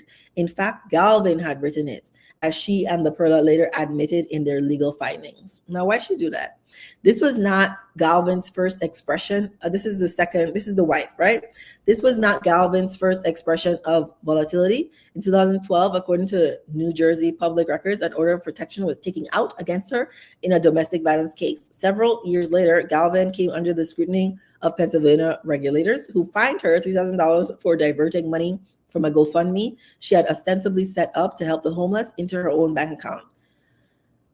You know, this is so common in the community mental health, nonprofit space. People are struggling. I would think that this woman has enough money, but I guess not enough. LaPera and Galvin were now living together again. Weekland saw the couple for the last time in October 2025, she said. They talked about the company. The conversation got tense, so tense that Weekland ripped LaPera's glasses off her head, something she regrets. In their suit, LaPera and Galvin said the incident had left LaPera legally blind. Okay. In retaliation, Weekland maintains in her own suit, LaPera pushed her down a flight of stairs. LaPera and Galvin denied this. Okay. You feel a whole picture of, you think you would ever hear a story come out about me committing any act of violence against anybody, period? This is the toxic stuff that I could feel behind the Instagram posts. She needs to be in therapy. All of them need to be in therapy. Weekland remained on the payroll until January of this year when she was fired. In February, she filed her suit against the couple in Arizona Superior Court for breach of contract. She argued that her role in the company entitles her to at least $3.5 million, an amount she said she based partly on the 2023 partnership agreement. And so I'm not surprised that they're also fighting over money. In a reply to Weekland's lawsuit in March, LaPera and Galvin claimed the figure was outrageous, adding, even though I bet they have it. adding that Wigland had often failed to deliver materials on schedule and that her role had been merely administrative, a position complicated by Wigland's appearance in the company's content. In May, LaPera and Galvin filed a lawsuit against Wigland that lists Junior Teen as the plaintiff.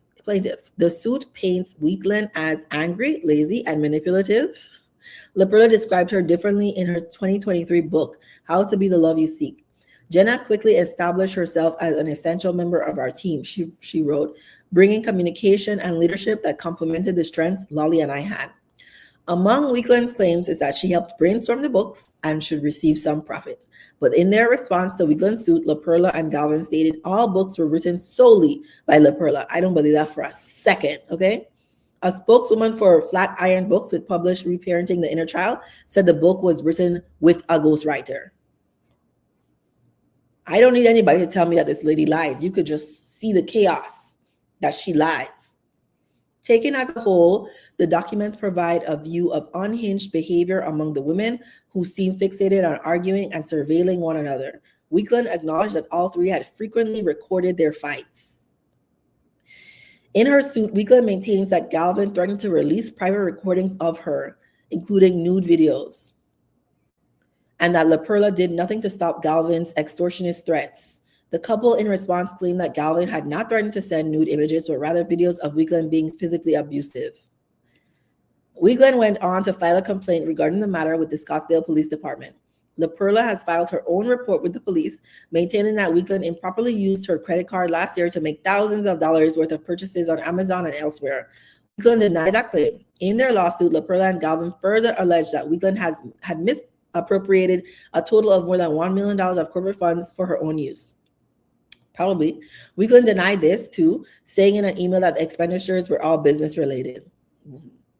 Those issues have yet to be resolved, but in court in February, Wigland won a protective order against Galvin, effective for 2 years. The petition included her contention that Galvin had entered her backyard, peered into her windows, and sent her images of her trespass. Who did that? The Little Mermaid guy did something like this, no? He broke into her house, took a picture of her bed, and then sent it to her later. Disturbing. This is disturbing. In legal filings, Galvin and LaPera denied Wigland's interpretation.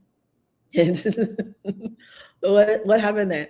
LaPera's continuing influence invites the question of how much it ought to matter if your therapist, either someone you see in person or a public figure you have come to rely on, lives a life very different from the one he or she is trying to help you achieve. If the treatment is succeeding, should it be of any consequence? Maybe we should ask, I don't mean to pick on you, I'm just playing. We should probably ask Yemio. I feel like you would be the perfect person to ask. If the treatment is succeeding, right? If you've benefited from what the holistic psychologist has put out, should it matter that she's harmful to other people? Should it matter that her life is full of chaos? Does it bother you? Does it matter? You know it matters to me. You know it matters to me. That's exactly why I talk about, some of these people living lives that are not true. Integrity is one of my core values.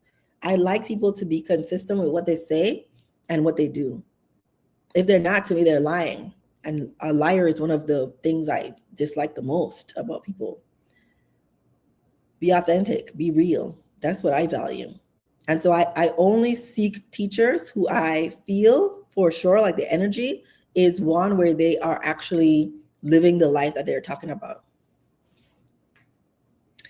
It's what I'm doing, so it's what I require. The life I'm talking about is the one I'm actually living. I actually really like my life. Actually, really. I've documented so much of it here on my channel. What life has been like for me, what my childhood has been like, to add some humanity to what I'm doing. I'm not on anybody's high horse. I'm not looking down and judging any of these women. But I am saying, if you are not in a place of peace, you probably are doing more harm than good to the people you're trying to help. I'm not sure you're actually helping them. I think, in fact, you might be doing more damage. And a lot of it is unseen because most people, like 80% of people don't comment. Most people do not leave comments. People watch, right? On my video with like 50,000 views, how many comments do I have? 300? Most people do not leave comments. Most people consume, they look, and we have no idea how they're then walking away with that information, especially if, like Miss LaPera is doing, it's so blanket, it's so vague. It sounds kind of like she has all the answers and you need to constantly come to her for the answers. I'm glad she's having her fall from grace. I think people who are harmful to other people should have a fall from grace.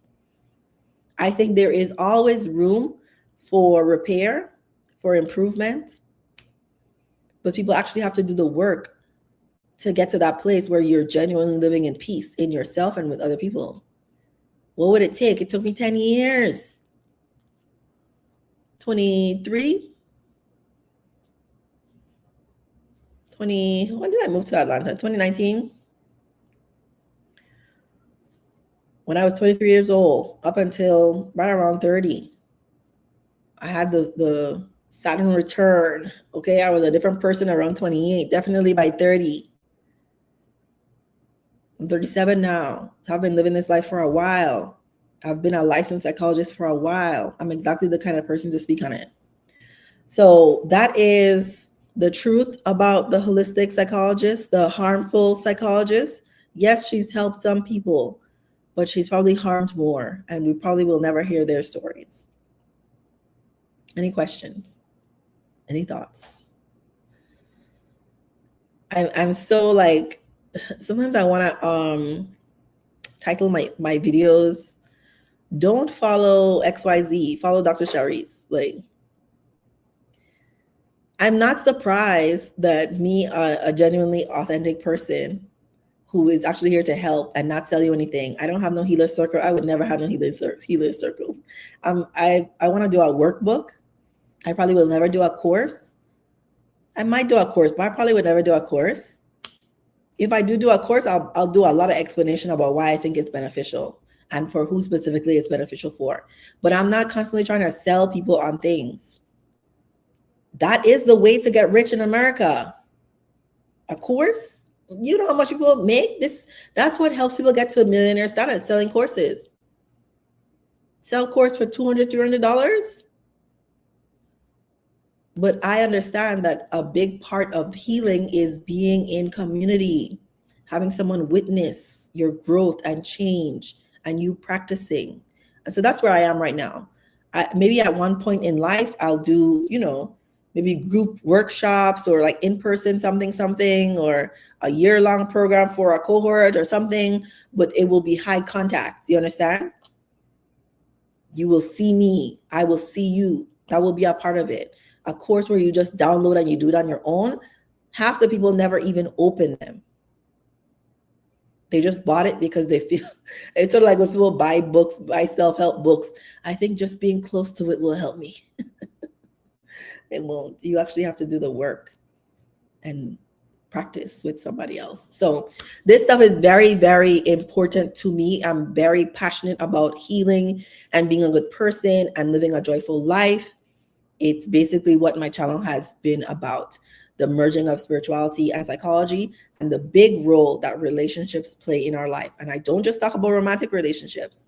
The friendships, the family relationships are also extremely important. So if you have any other thoughts, let me know in the comments. Otherwise, like the video.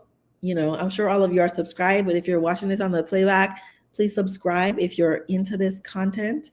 Hype the video. I think it usually comes hours or the next day after the video's process. But yeah, let me know if you have any questions. And thank you so much for watching. I'll see y'all next week.